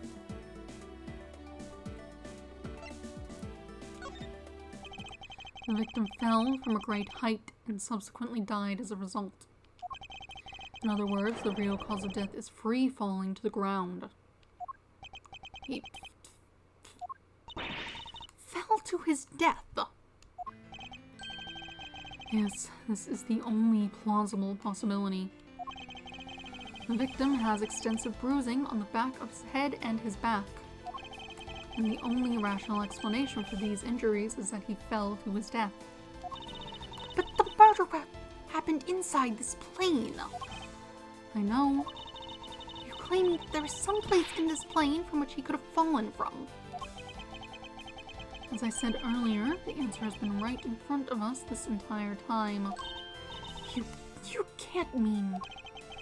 Yes, I do. The victim fell from the top of the stairs in this very cargo hold. What? Then we're in trouble. We may have a second death on our hands, sir. Sirs. Hey, you! Tell me you aren't dead, pal. Quiet! Why are you screaming? He's alive. There you have it, Miles Edgeworth. It's not possible that Agent Hicks fell over the railing to his death. If the guy was, like, thrown far enough to clear the box, then yeah, he could have been. That man is living proof of that. I suppose it's true that it's not possible, given the current circumstances. The current circumstances? What is that supposed to mean? Suppose that large piece of cargo wasn't there at the time. What would have happened then? He would have been a Virginian pancake for sure, sir. I suppose that man over there wouldn't still be breathing. But the reality is that the cargo box is there.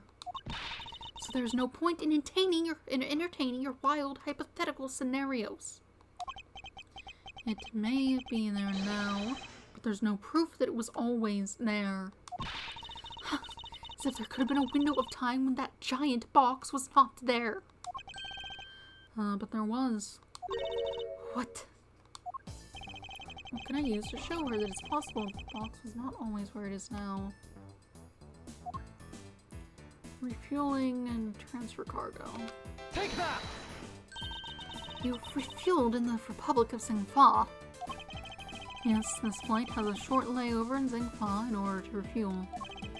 And that wasn't the only reason for the layover. We also transferred some cargo. What if the box in question was only transferred onto the plane at that time? To further prove my point, let's take a look at what's next to the box in question. Ah, it's labeled Zhengfa Express. Correct, meaning it was loaded onto the plane in Zhengfa. Cargo from Zhengfa jotted down in my organizer. It was loaded on board during the refueling between 4 and 5 a.m. at the transfer point. Now what if the box in question was also loaded on at the same time? It would mean that the box was not here in the cargo hold during the Europe-Zhengfa leg of the flight. Making a clear drop from which Agent Hicks could have fallen to his death entirely possible.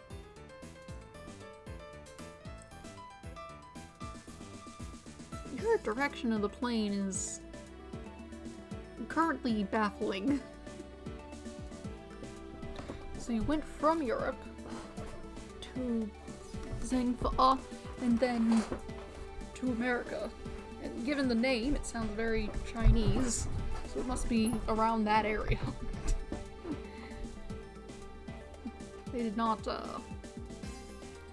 do anything to make that make sense.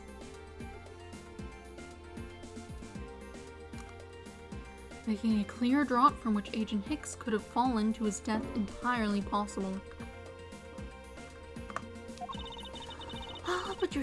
But your theory is still very far-fetched. Allow me a chance to prove how very likely my scenario is. My first order of business will be to examine that piece of cargo in more detail. Lower deck cargo hold. Can we move it? It's very large. This is a rather large piece of cargo. There's a tag on it, sir. Let's see. Olive red statue. Never heard of it. Alright, but all we care about is if we can prove it wasn't here at the time of the crime. And let's get investigating, sir. Quit yelling. You seem like the most likely murder person because of the smuggling and the thing that I know has been being smuggled and dealt with by Interpol from the other game. Art seems like a decent way to do that also. Look Look here, do not go about touching my possessions without my permission. Don't rush up on me like that, pal.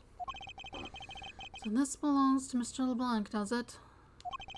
I should see what else I can find out from him.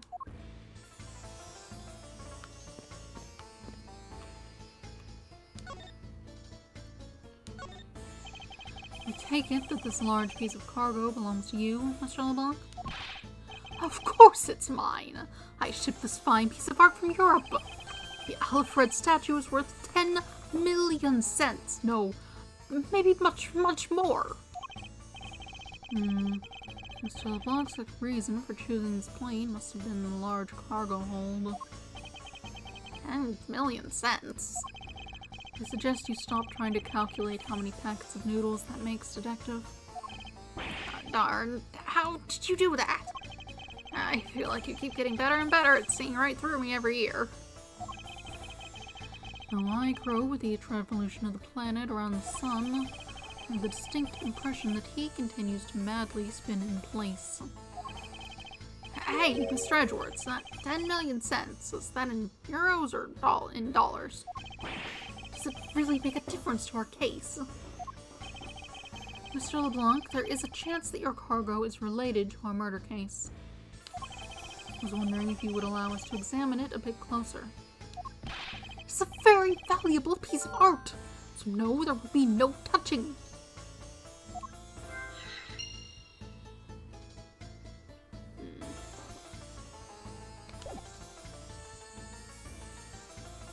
Do you have anything to present to him?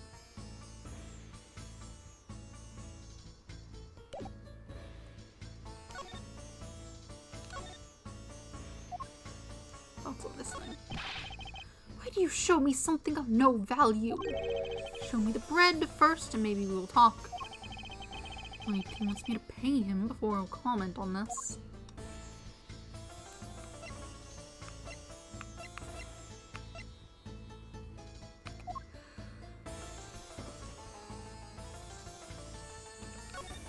I thought he might be interested in the statue thing back there.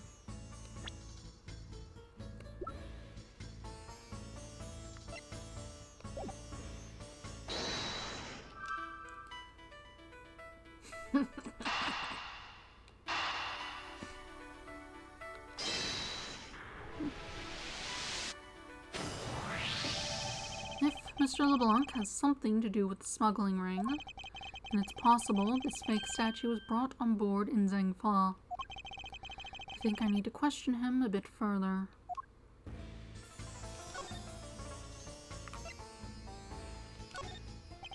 About your statue, Mr. LeBlanc, I wonder if it might be a fake. What? How dare you say my art? How dare you say my art is fake? I suspect that your statue might be the target of an international smuggling ring. How don't say such fantastical things. Those thieves would not dare. I have the certification of my cargo right here. Do you mean the cargo certification document? Mr. Zinc LeBlanc, why didn't you say so earlier? Please show it to us at once. Airway bill. Let's ball it all like we can get out. I can't read this. What does it say? It says plain as day the cargo was put onto the plane in Europe. And there you have it, Miles Edgeworth. Too bad for you. If he's the only one who can read that, that seems suspect. The statue was brought on board in Europe, just as it states in the certificate. No, that's... Which means that there never was a window of time in which the statue wasn't sitting there. Alfred certificate. Could someone not have just, like, thrown the guy for far enough that he cleared the box? Like, that doesn't seem overly difficult.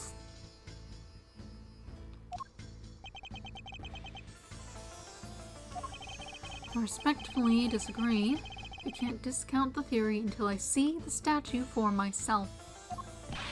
And you can have your wish. Look at it yourself and see that I am right. This... I know I've seen this somewhere before. This is the Alfred. Gives off such a feeling of art. I can practically smell it. This statue has a high amount of historical value. After it was unveiled at a museum in Europe, I brought it to this country to exhibit it. Interesting. Piece of art being shipped by Mr. LeBlanc, who claims it's worth 10 million cents. I believe a closer look is warranted here. So this is the infamous Alfred statue.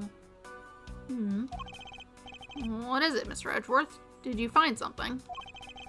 There's something wrong with this picture. We should examine it in more detail.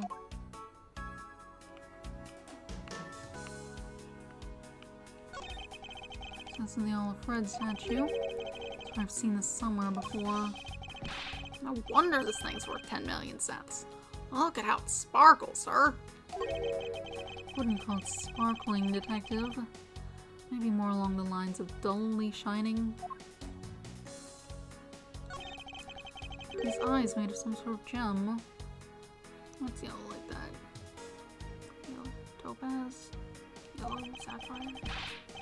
That's a real nice shade of orange. For a sec, I couldn't even tell they were jewels. Oh, but they kind of remind me of the eyes of this stray cat that lives near my house. The eye's supposed to be this color. Is it possible the statue was a fake? I can look down here. Leftover suitcases sit here lined up in two pretty neat rows. Too bad for Miss Tornado, but this design is unmarketable. Oh, why don't they sell them at the airport and have a bargain basement sale? Buy one, get one free. You win the raffle, you get one more for free. How about those ideas, sir? If they did that, everyone would lose. I mean, you can have if it's decent construction, you could always, like, repaint it or something. What have we here? It says Zhangfa Express on the cloth, sir. I'm gonna take a guess and say this delivery company is based in Zhangfa. Something's tugging on the corner of my mind. So something's out of place. Oh. What's this? The statue looks like it's stepping all over its neighbor's cloth cover. Kind of resembles its owner's attitude, in a sense. What did you say now? Further, my clothing's hem is not being stepped on by anyone. It's too expensive for me to allow that to happen. Please forgive the trespasses of my subordinate. Why should I forgive if this dress passes? Unless it's an expensive dress, you keep it. Alright, so it was put down here after this was. But I think that's not what we need to do from. We need to be like, here's this here. It's got red eyes, actually. That's something to be done at least. It's not connected to any evidence I hold. Eureka! That voice line is so weird sounding. His eyes are awfully orange, don't you think? Yeah, and pretty. They remind me of sunsets when I was in grade school, sir. I don't think you see what I'm talking about. No, I do, but it's really like the color of the sun when it's setting, sir. Ah, the memories. I remember standing out in that field, spinning with my arms out until I felt ill. I don't care about sunsets. Focus, detective. What color are the eyes in this photo? Uh-huh. Ah, sir, they're red. As I thought, the statue is a fake. Mr. LeBlanc? What do you want? Do you not know I am a busy man?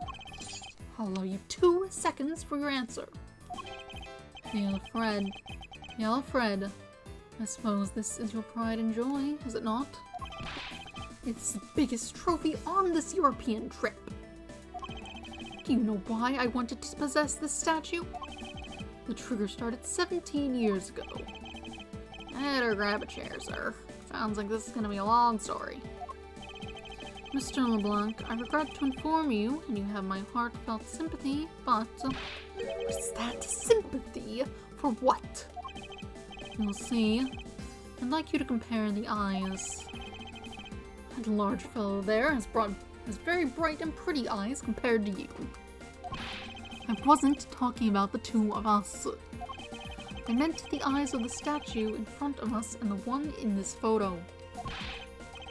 Why the sudden yelling? Now then, oh! It's a photo of the statue on display at the museum in Europe.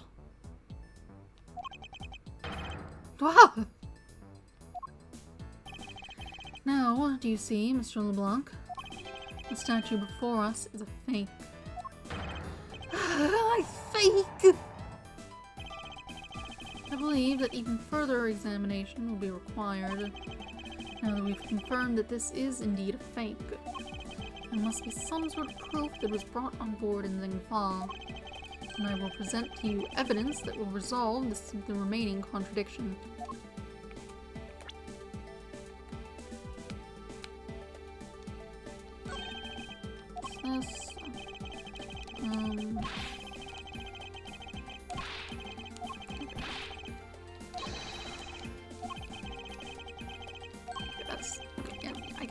I get it. You said this already. It wouldn't even let me skip the text. This is what we need to do.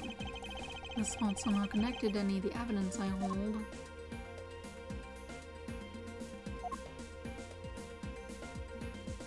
Eureka! There's clearly a contradiction here. What are you going on about? Just a simple case of a cargo cover getting stuck under another piece of cargo. That's not possible. But it is. It shouldn't be this way, but the statue is on top of the cloth.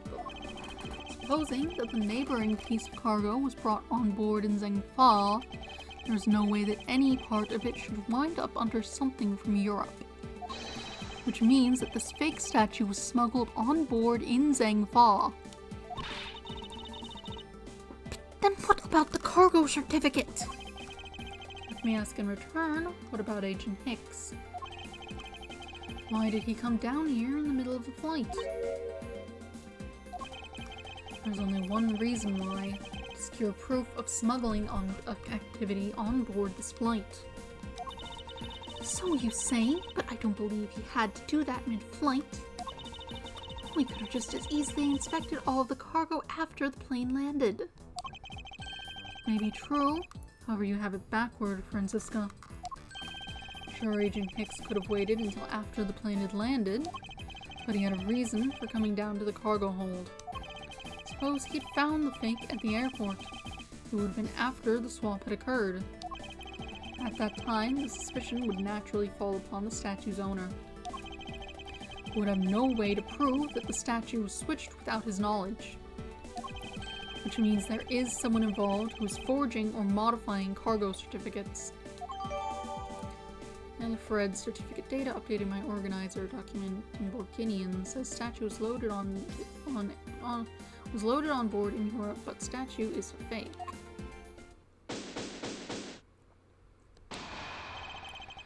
I guess the victim knew the real version of this was gonna get nabbed, huh? Yes, while this photo could be seen as nothing more than a simple souvenir, it was in fact taken to be used as a reference document later on. Next, Agent Hicks had to secure proof that the smuggling had taken place. Also, that thing looks significantly smaller than the one in that picture, but maybe that's just weird angles and art style chibi here and not chibi there. Came down here to take a picture of the cargo hold. A rather empty one at that, right before the fake statue could be loaded on board. A photo of the hold missing a valuable piece of cargo would have been proof enough. After that, all he had to do After that, all he had to do was hold the Zhangfa cargo crew and arrest the smuggler. Exactly. This only goes to prove my theory. If the statue was not in the cargo hold during the Europe Zhangfa leg of the trip, there would have been enough height from which Agent Hicks could have fallen to his death. Officer! Move this statue immediately. I want a thorough examination of the floor underneath. Now. Mrs. Von Karma, I'm ready to report my findings. Go on. After moving the Alfred statue out of the way, we tested the area under it with luminol, and there was a reaction. I see. There was a reaction to luminol. An indication that there was blood in that spot. Can we stop looking at it now, sirs? It would seem that my deductions were correct after all. I suppose it would appear that way. The culprit cleaned the blood up well. What's that noise?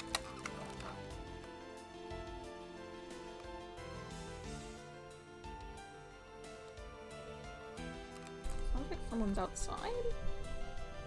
Doesn't sound like the doorknob. Hold on a second. Let me just check out the window real quick.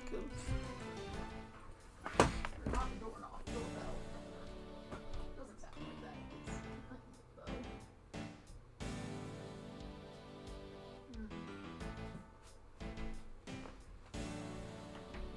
Sure, I heard something. I don't see anything though. Maybe it was just someone passing by. It was an odd noise. What was it? The culprit cleaned up the blood well.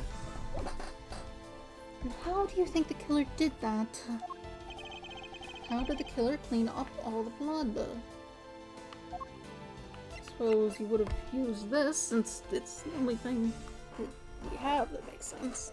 Take that! The killer used the bloody cloth I found inside the suitcase to clean up the mess. I see. They had a need to clean up all the blood before the plane landed in Zhangfa. Yes, because otherwise the cargo crew would have discovered it during the layover. So you guys are saying that the murder happened before the plane landed in Zhangfa. There's no other conceivable timeline for the events of the murder. Hold on. Don't we have...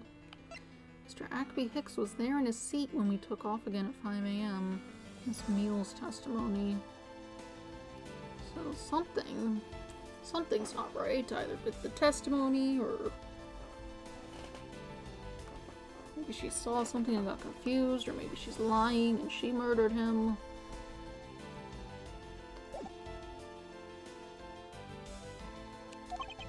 But if that's true, then it throws a certain person's testimony into doubt. Yeah, okay. If the murder occurred before we landed in Zhangfa, then this becomes highly suspect. Recall Miss Mule's testimony about Agent Hicks in regard to when we departed Zhangfa. I saw Mr. Hicks sitting in a seat at 5 a.m., you know. She claims Agent Hicks was alive at the time of the service calls, but... That totally contradicts the facts, sir. But why would she lie about something like that? I think the only person who can answer that is Miss Mule herself.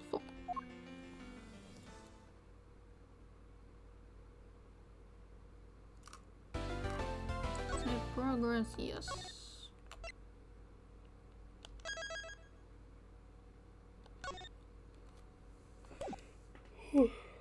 Let's just carry on. March 12th, 3:35 p.m. Flight G390, lower deck, cargo hold. I still haven't made a thumbnail for the first stream of this on YouTube. I don't know what to use. The normal Ace Attorney things, I was just using like the court background, but there isn't exactly a consistent location thus far in this. which makes that setting that up difficult. Suppose I could look at the cover of it, maybe. There might be something there.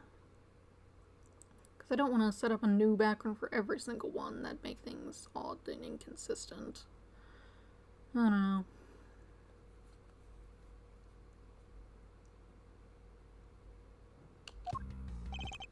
Miss Meal. Miss Meal. Oh, Do you recall what you said earlier about when you answered some service calls as we were departing from Zhengfa? oh, You said that Mr. Hicks was sitting in his seat at that time. However, it is simply not possible. Because Mr. Hicks was dead long before we ever touched down in Zhengfa. oh, Miss Cammy Meal. maybe I didn't see what I thought I did. No one could make a mistake so large, Miss Meal. I make that kind of boo-boo all the time. This is going nowhere. There must be a better way of resolving this contradiction. Very well, Miss Meal. Very well. Miss Meal, if you please, tell me about your alibi during the time span from just before we were to land at 3 a.m. and 6 a.m. when the body was found. Are you telling me I'm a suspect, Mr. Edgeworth? Miss Meal's alibi. Yeah. From 3 to 4, I was, in the flight attendant's room, all by my lonesome self. Yeah. And from 5 to 6, I was, in the flight attendant's room, all by my lonesome self. How was a man supposed to react to a testimony like that? So from 4 to 5, what were you doing? Miss Meal, wake up! She Fell asleep again. Looks like the only way I'm going to be able to wake her up is by pressing her.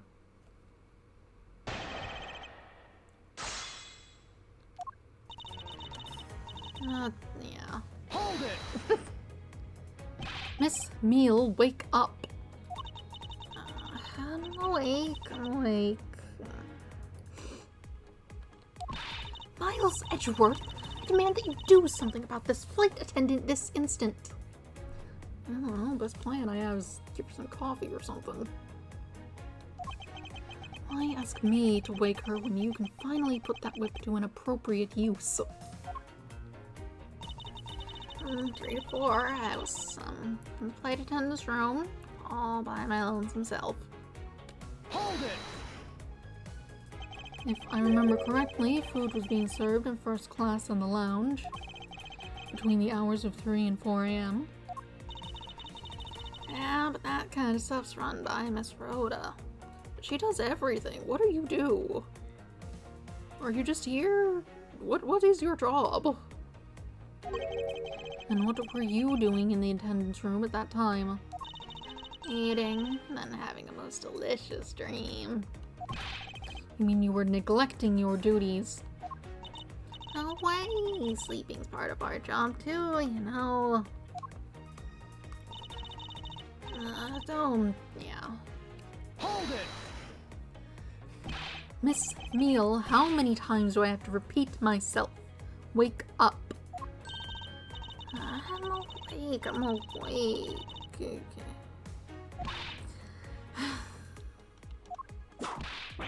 Ouch! What me for, sir? Oh, what did I miss? The poor detective being on the receiving end of a lash in your stead. Really? Sorry about that. You can make amends for that by continuing with your testimony.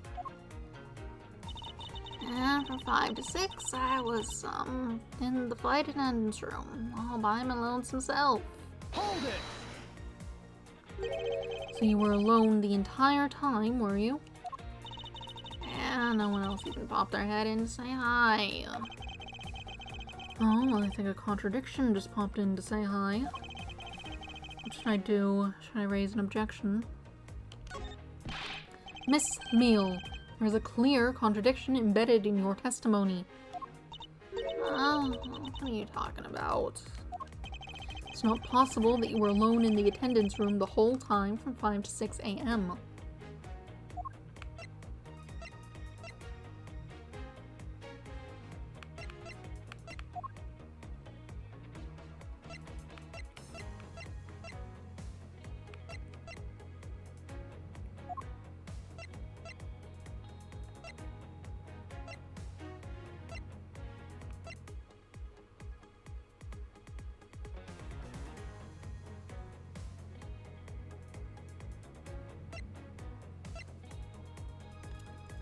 Pretty sure she went back to there. Took Take that that! in. Yeah. I wonder if you'll be so kind as to take a look at this receipt, Miss Meal. Huh? Receipt? What? It's for the suitcase Miss Tornado bought. Now, if I may direct your attention to the timestamp. As you can see, it clearly says 5:40 a.m., Miss Tornado. As you can see, it clearly says 5:40 a.m. Miss Tornado. Yes. Why is the killer here? Thought you'd have her locked up by now. Requested that she be present as a witness so that we may straighten out your complex lie. Now then, Miss Tornado, between the hours of 5 and 6 a.m., you took a trip from first class down to the first floor in-flight shop, correct? Yes, I went to the shop to buy a suitcase. After which I went straight to the attendance room to drop it off. And did you see Miss Meal there at that time? No. So, Miss Meal, where were you really between the hours of 5 and 6 a.m.? Turnabout Airlines. Yep. I was able to get through the whole first episode in the first room I did and got like a good chunk through it through this one in that last one, so I'm continuing onward.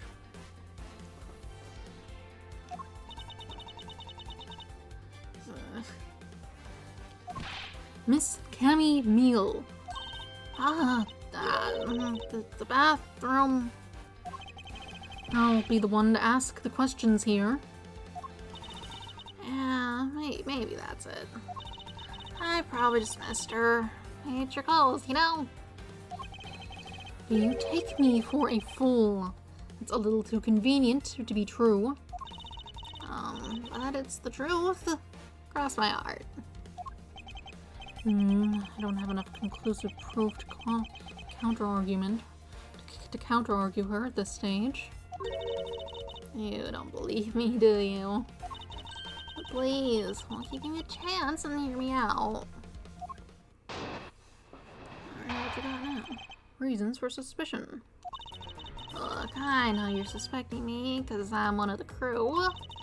But you think then maybe you should also suspect Miss Rhoda too. She's the one in charge of the elevator keycard in the shop, you know. If you ask me, that makes her super suspicious. Please leave Miss Tornado out of the conversation. Only you are under suspicion for now. I don't get it. What are you covering for Miss Rhoda all of a sudden? Why are you covering for Miss Rhoda all of a sudden? Oh, now I get it. Maybe you've got your eye on Miss Rhoda. Of course I'm keeping an eye on her. I can't very well let her escape, can I? Never mind. But you want to know something? Miss Rhoda actually kind of like... I have absolutely no interest in people who can't appreciate my sense of design. Now's not the time for this sort of talk. Alright. Let's see what we got here. Now you're suspecting me because I'm one of the crew. Hold it! No, it's not the only reason I have for suspecting you. Your statements regarding Mr. Hicks also turned out to be a bunch of lies. But say I wasn't in attendance. You wouldn't suspect me then, would you? Yes, I suppose that's true enough. But you'd think that maybe you should also suspect Miss Rhoda, too. Hold it! She's already being detained for further questioning, or have you already forgotten? Oh, yeah, I guess I just forgot. Yeah, me. Don't tell me you suspect me too. Sorry, can't help it. I mean, other than you, there's no one else who could have done it. I can't believe you two would think that. I mean, me? A killer?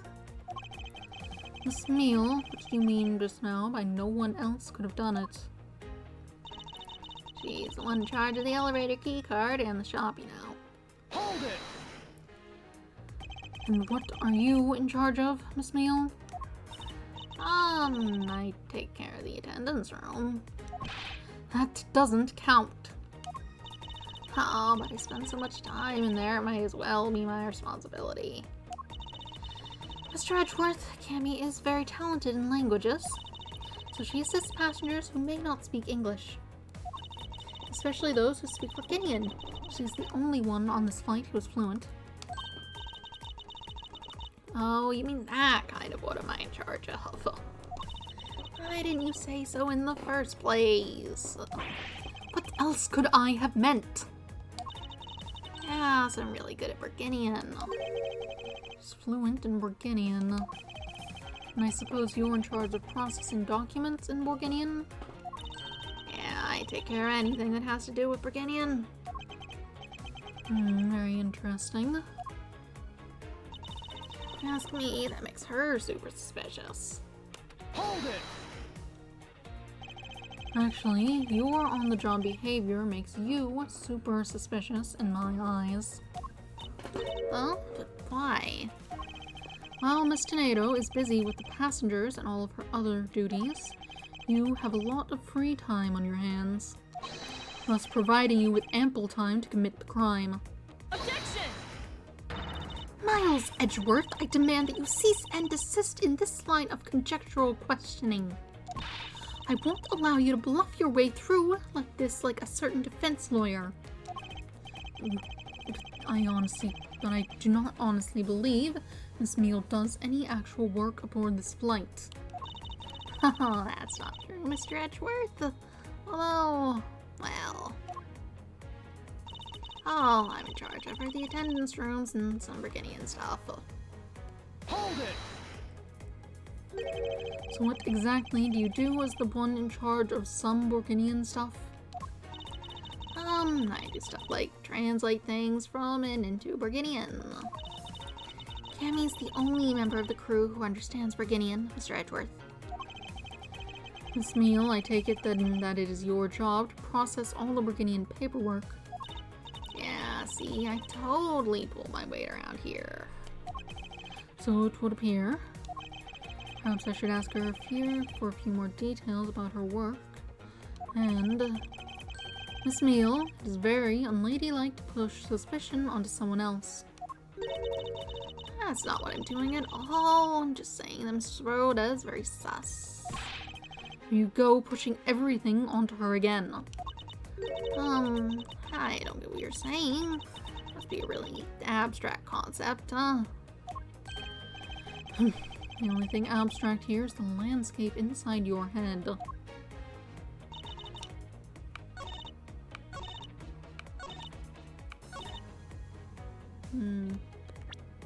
So you say that, would you like to take a look at this thing?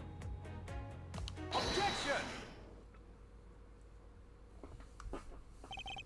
So you are the only one in this flight crew that speaks Borginian. Is that correct? Oh, yeah, I guess so. Hold on.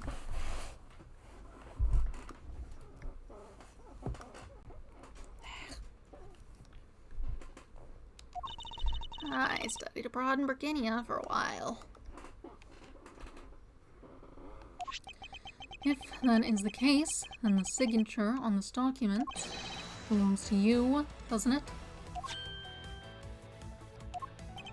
This is a falsified piece of documentation with only one purpose: to lead anyone who read it to believe that Mr. LeBlanc's statue was loaded in Europe.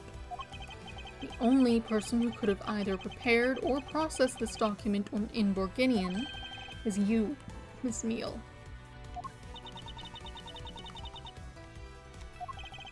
Without your participation, the smuggling of the Aleph Red could not have occurred.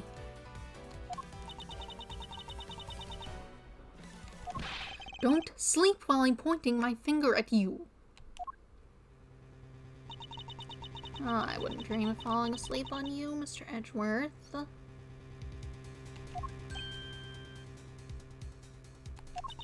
It is exactly as you say. You confessing to having participated in the smuggling? No, far from it. It's true that I was the one who signed off on that document. But you can't use that fact alone to make your allegation of smuggling stick. There is no direct correlation, after all. All you have is my signature on a piece of paper. Really? All you did was sign it. I neglected to check if the cargo had been loaded onto the plane properly. Who is backing up? Making a loud noise about it. It appears to be... What is that? It's not windows. The curtain is like mostly closed. A bus? What? What is happening? Why is a bus backing up?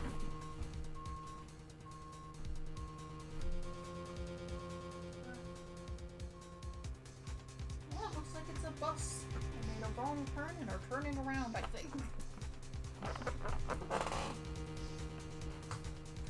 Odd.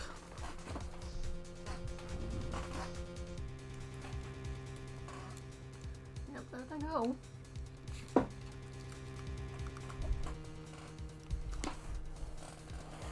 Maybe they got new drivers or something. Or a changed route, perhaps. Oh well. I neglected to check if the cargo had been loaded onto the plane properly. So, sorry about that. Seems that she's finally woken up. This is going to be one tough fight. Suppose, and this is just a supposition, even if I was involved in the smuggling, you can't throw the charge of murder on me just like that. Objection! If you were involved in the smuggling, you would have a strong motive to kill.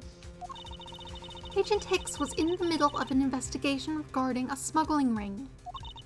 And just when he was about to close in, he's killed by a member of that ring. Well, did you ever stop to think that maybe Rhoda is the smuggling ring member? After all, unlike me, Rhoda has access to many things on this plane for work purposes. So perhaps there is some element of a setup at play in this case. What are you talking about? Don't worry, I wasn't talking about you. I meant the killer. First it was myself, and now it's Mr. NATO who is under the microscope. It seems to me that our killer is going to great lengths to pin this crime on anyone they can. You have no proof that Rhoda is being set up, or that she isn't. Actually, I believe she was indeed the intended target from the very beginning. I believe that the plan was to push all the blame for the crime on her. And this evidence will prove my suspicions. This proves that the killer was out to frame Miss Tornado from the very beginning.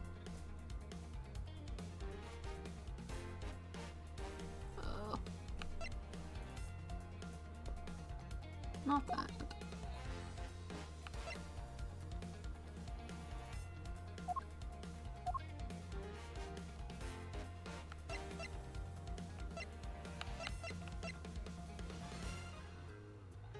Take that! The killer could have hidden the body anywhere, and yet they chose the suitcase. Why is that? Perhaps it was to move the body up from the lower deck to the first floor. However, why go through the trouble to do so? The only way all of these actions make sense is if the killer wanted to frame Miss Tornado for the murder. Miss Tornado buys a suitcase on every flight she works without fail. But should her suitcase be switched with the one containing the victim's body, that would put her in a very tight spot. Unfortunately for the killer, the turbulence put an end to that plan.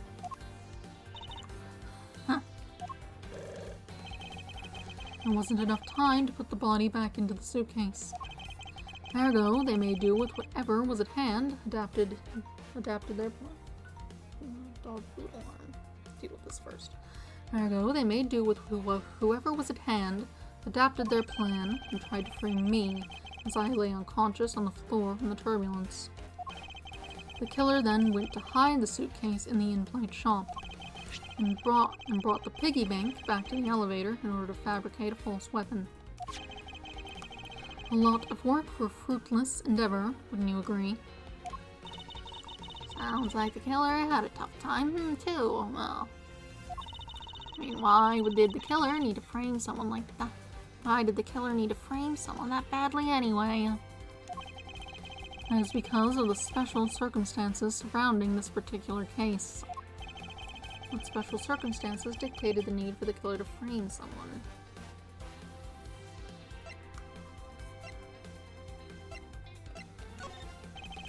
The killer was at a loss of what to do with Agent Hicks's body. But it just so happened there were a bunch of empty suitcases nearby. Being a skinny man, the killer thought to put his body into the suitcase and hand it off. What? That's not what I was saying. I was saying there's a problem of the Interpol agent being dead. And the smuggling ring being caught because of it or something. You're saying this whole plan was to frame someone was an elaborate coincidence? No, that's not what I said. You wrongly deduced my meaning, Miss Meal. The one with the wrong deductions is you. Think before you speak again. Patience, Francisca. I was about to reveal the truth. Special circumstances dictated the need for the killer to frame someone.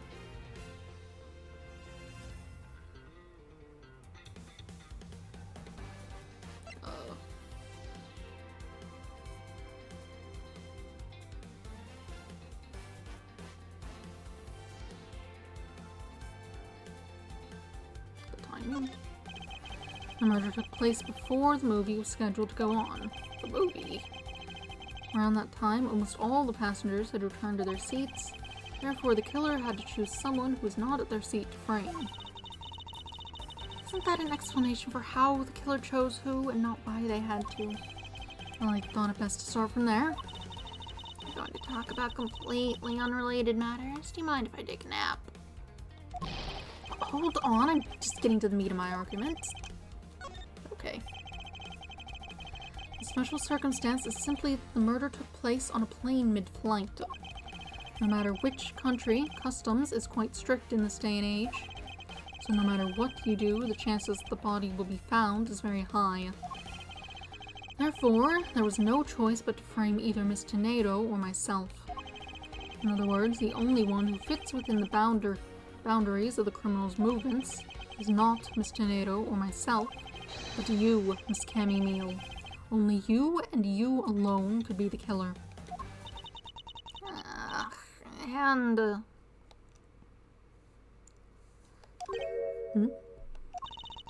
you done, Hardy? I was about to fall asleep again. Anyway, let's be honest here. You don't have anything on me other than a whole lot of circumstantial evidence.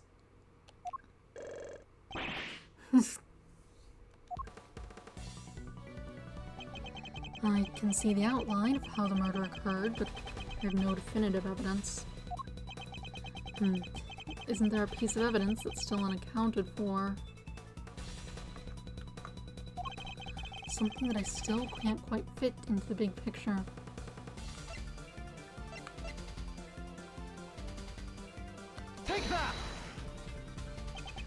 I don't have any actual evidence. I thought not. But that's because it went missing, and still is. Missing? What do you mean by that? In the complex puzzle that is this case, there was one piece I kept getting stuck on, and that is the victim's cell phone. Franziska, you were waiting at the airport for a phone call from Agent Hicks's cell phone. Or at least, that's what you told me. That's right. But Agent Hicks's cell phone could not be found at the crime scene. You mean the killer took the phone with them? Precisely. I suspect if we were to find that phone, it would lead us to the killer. Come on. It's serious. If the victim fell to his death from that height, wouldn't his phone break as well? We won't know that until we try a little experiment, will we? Franziska, I'd like to ask for your assistance. You know the victim's number, do you not? Of course I do.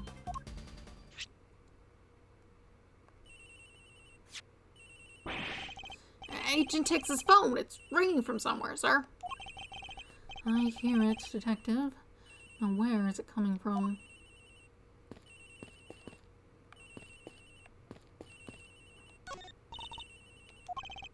Miss Meal, wake up. Sorry, Mr. Edgeworth. Got sleepy all of a sudden because it sounds like a lullaby I used to love as a child. Better find that cell phone fast.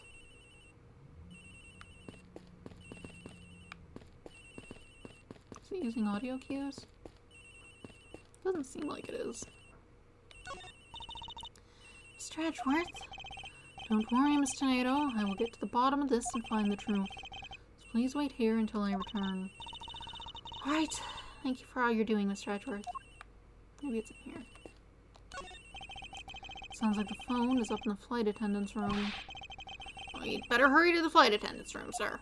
Oh, that would explain why. March 12th, 4:12 p.m., flight G390, first floor, flight attendant's room. Ringing's coming from somewhere in here, sir. Leave no stone unturned, Detective Gumshoe. We must find it. Have we decided on the bed? There's something red there. Doesn't seem to be over here. Let's look somewhere else. Somewhere else, sir. In here? The ringing is coming from somewhere around here. It's not here, sir. I have such a bad feeling about where we're going to find the phone.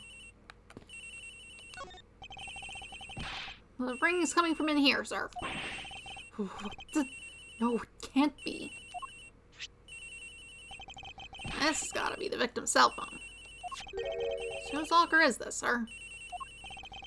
It's Miss Tornado's. What?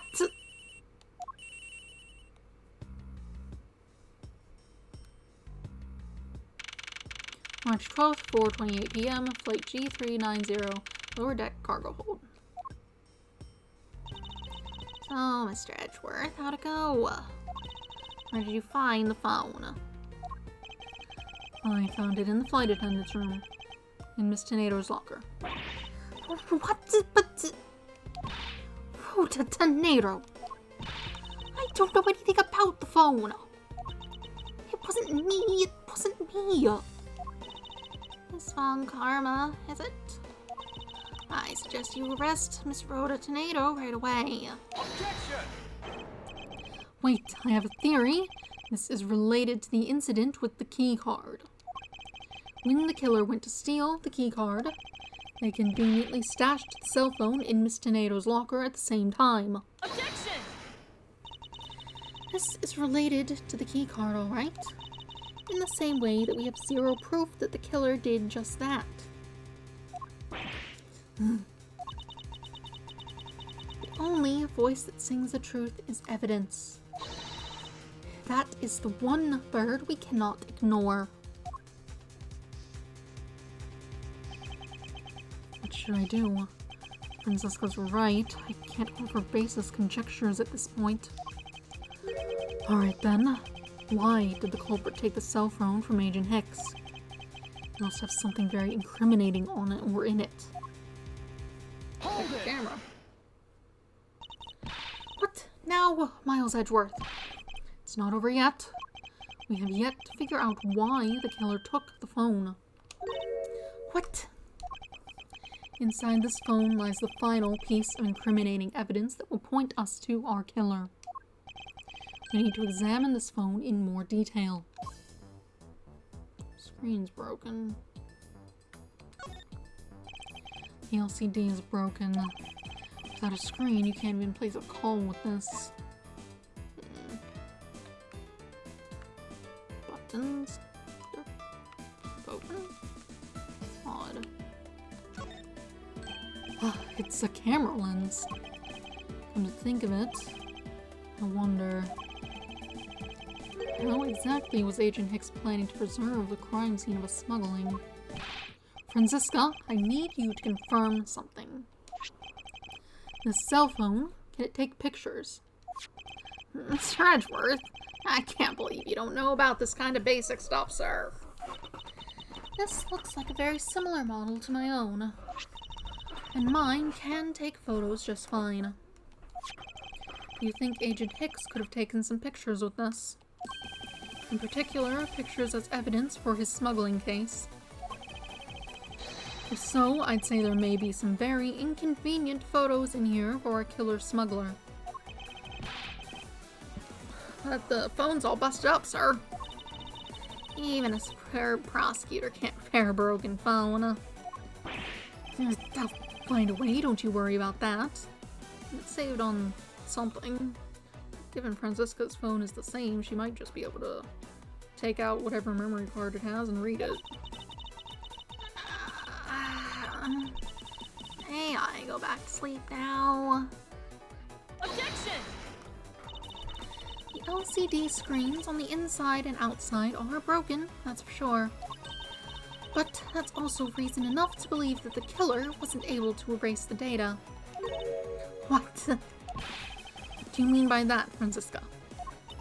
Looks like our killer isn't very familiar with electronics. His phone still rang when I called it, meaning that only the LCD screens are broken. It's possible that the photos are still inside, waiting to be accessed. All we need to do is transfer the data to my phone. Franziska, your phone if you please. Very well. It's transferring.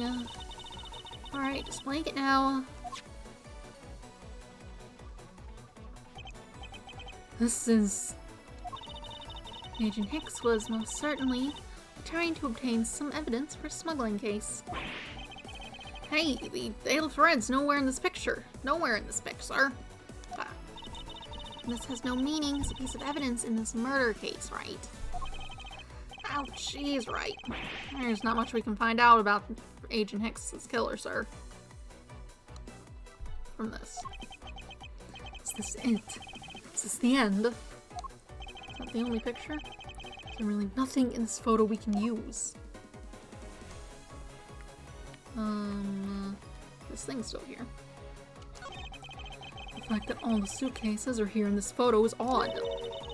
Agent Hicks was still alive at the time. So what exactly is so odd about the suitcases, that haven't been used yet being here? Yes, well, I was only pointing out things that are different between now and then. Your off-topic ramblings have put this attendant to sleep yet again, Miles Edgeworth. Keep sleeping out here, a rude awakening. A deafening objection and contradiction.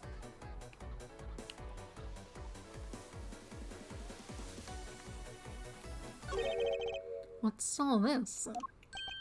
Oh, and they're cargo shipped from Borginia to Zengfa. So the reason they aren't here now is that they were dropped off in Zengfa. Mr. LeBlanc, can you tell me the contents of the boxes? Unfortunately, there's no English written on them anywhere. One cluster of boxes is written in Borginian. It says... It is cloth in English. Cloth. could it be? Is this where the killer... What? What for is that scary face? Miss Meal? Yes, It appears that Agent Hicks was no ordinary investigator. He left us with a piece of evidence, after all. A striking piece that will point out who his killer is. ha! Maybe you shouldn't force your mistaken reading of a simple picture, Mr. Edgeworth. Burgundian cargo in this piece of evidence will point us straight to the killer.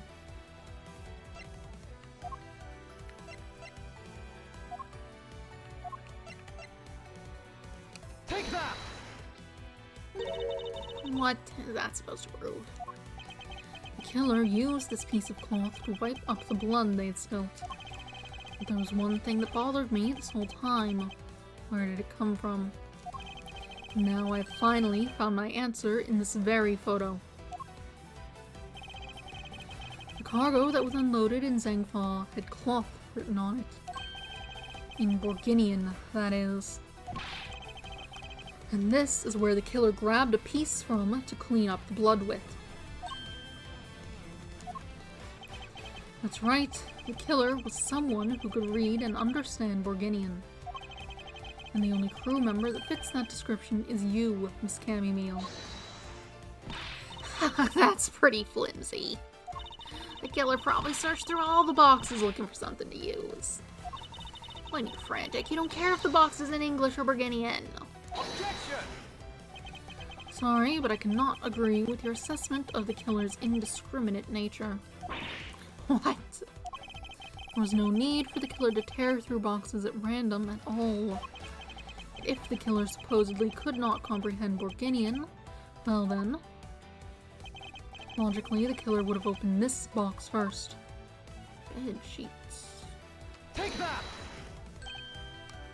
Hey, it says bed sheets in English right on the box, sir. Precisely. And bed sheets would be perfect for cleaning up blood, wouldn't you say? So what are you trying to say? That if I were the criminal, this box of bed sheets would have been what I would have spotted first. However, the killer chose to use some Borginian cloth. Do you have an explanation for that? The killer didn't want anyone to know that the real scene of the crime was this cargo hold. So they were afraid to leave signs that the box where the sheets had been opened. However, the Borginian cloth, well, that's a horse of a different color. Because the killer knew it was going to be unloaded in the Republic of Zhengfa. That's right. That is why this Borginian cloth was used. And the only Borginian reader on board who could make such a calculated decision is you, Cammy Meal. You and you alone. It would be very easy for us to confirm if any of the boxes were resealed. All we would have to do is contact the Zhengfa authorities in time. We may even find other evidence to incriminate our killer within those boxes. So what do you say, Miss Meal? Why not confess to your crime here and now? Would you rather wait and see what we find out from our investigation in Zhengfa?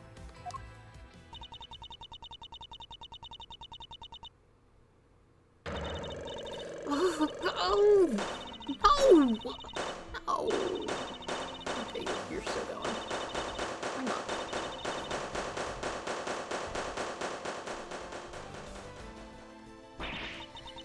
It was Interpol.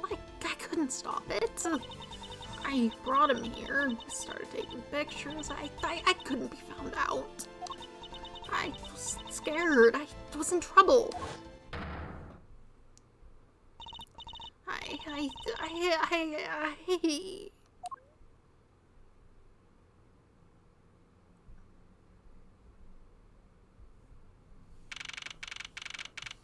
March 12th, 5:26 p.m., Flight G390, First Floor Lounge. We finished making all the arrangements to take the suspect in, sir. Very good, Detective. What about the smuggling route? Did she say anything about that? There taking her down to the precinct now. Hopefully we can get more out of her there. Whenever we even approached the topic, she just started foaming at the mouth. It was scary, sir. She probably wasn't prepared to commit a murder all of a sudden. One thing is for sure, the ring behind this whole mess means serious business. It looks like there's a lot more to this case than meets the eye. Mr. Edgeworth, I just wanted to say how much I appreciate everything you did. Thank you very much. It was nothing. In fact, I should be the one thanking you for your cooperation. But truly, if it wasn't for you, I might not be here right now. Instead, I can continue to serve our passengers as flight attendant.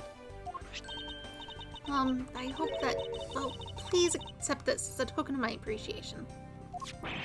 That's... I see. You don't have to take it if you don't want it. No, I mean, I would never turn down a lady's generous offer. Oh, thank you. I'm sure it will serve you well.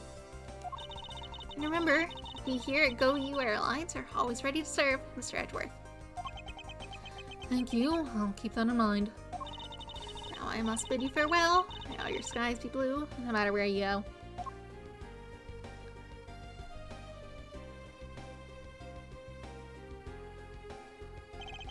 I can't believe we wound up investigating the whole day, sir. But boy, was it fun. Speak for yourself.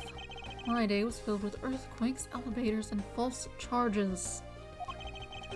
By the way, where's Franziska? Oh, she's filling out some customs paperwork for her departure. Departure? Yeah, Miss Von Karma's always really busy, sir. She's been flying from country to country to chase down some leads regarding her case.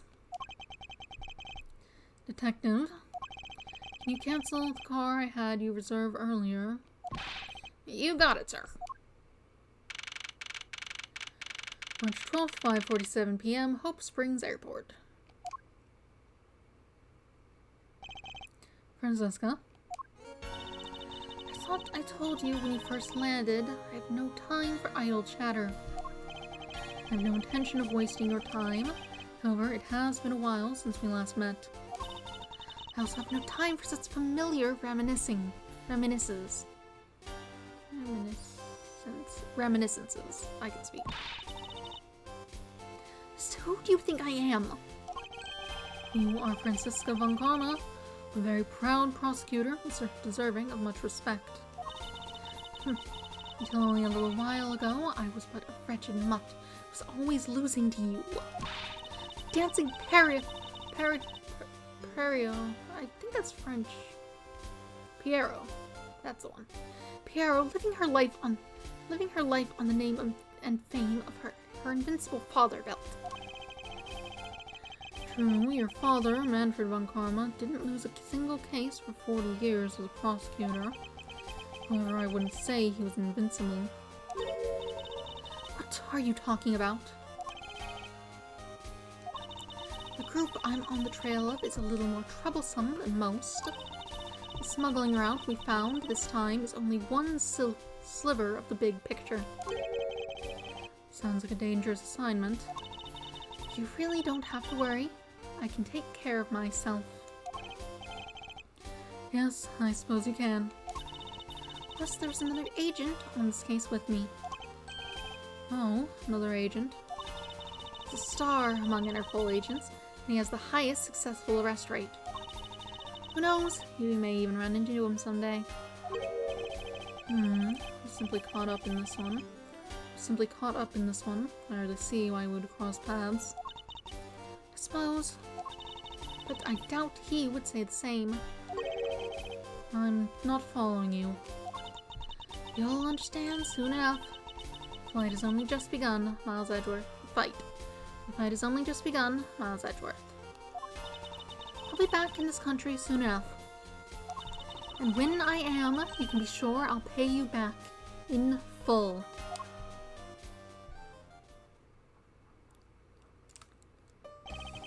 And just like that, she's gone, huh, sir? Thank goodness. I can finally rest easy knowing I won't have to watch out for a whip. Detective Gumshoe, I want to thank you for all your help and cooperation. Oh, it was nothing, sir. I was just happy to be able to work with you again. I think I'm gonna celebrate by adding a little extra salt to my instant noodles tonight. Just how much did you cut his salary by, Francisco? Detective, I was wondering if you might give me a ride down to the prosecutor's office?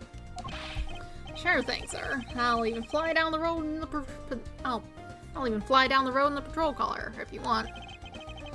Don't make me remind you, Detective. Safety first.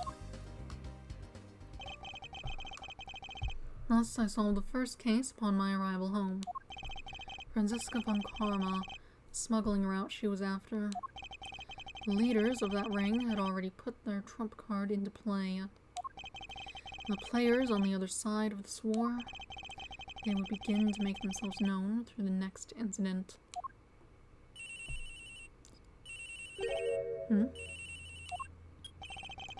Edgeworth speaking. Oh, finally, I called who knows how many times earlier, but I couldn't get through. And you are... Oh, you've forgotten my voice, Miles, my boy. Mr. Amano. Ernest Amano, correct? Who's that? Oh, so you do remember me. I know it's rather sudden, but I can't ask this of anyone else. There's been an incident, Miles. My son, he's been kidnapped.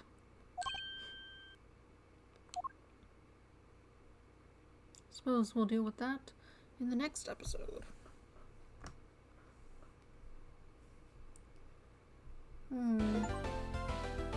Save progress, yeah.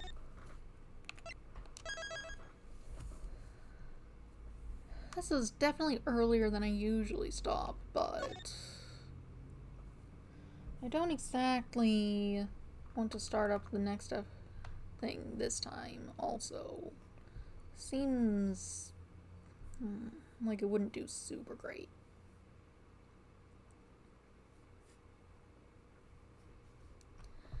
Might be good to stop here. Yeah. Yeah.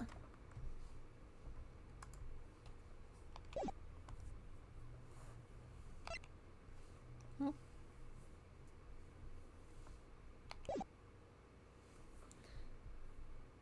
Weird that there's no... Okay. Anyway. So, I shall return on Monday. Monday will be more Ace Attorney investigations. As will Wednesday, since I finished, that... What's it called? The Professor Layton in the Diabolical Box, and I decided the rest of the Professor Layton games will be played in my own time, off-stream, because it's not good for streaming. It's a bunch of me voicing characters, fine, normal, and then coming across puddles and muttering the parameters of the puzzle and various numbers until I solve it, which is not fun to watch, I think. It does not sound fun to watch. I wouldn't want to watch it. I have lovely games, but not good for stream. Also, they kept getting muted anyway on the VODs on here, so I had to record them locally. I might swap something into that spot some other time, but not for a bit. Not until I decide on something. Yes. More Ace Attorney investigations on Monday. 7 a.m., just like today. We'll get into episode 3 and see what's up. Anything else? No, not really. Suppose that's all. Have a nice day. Goodbye.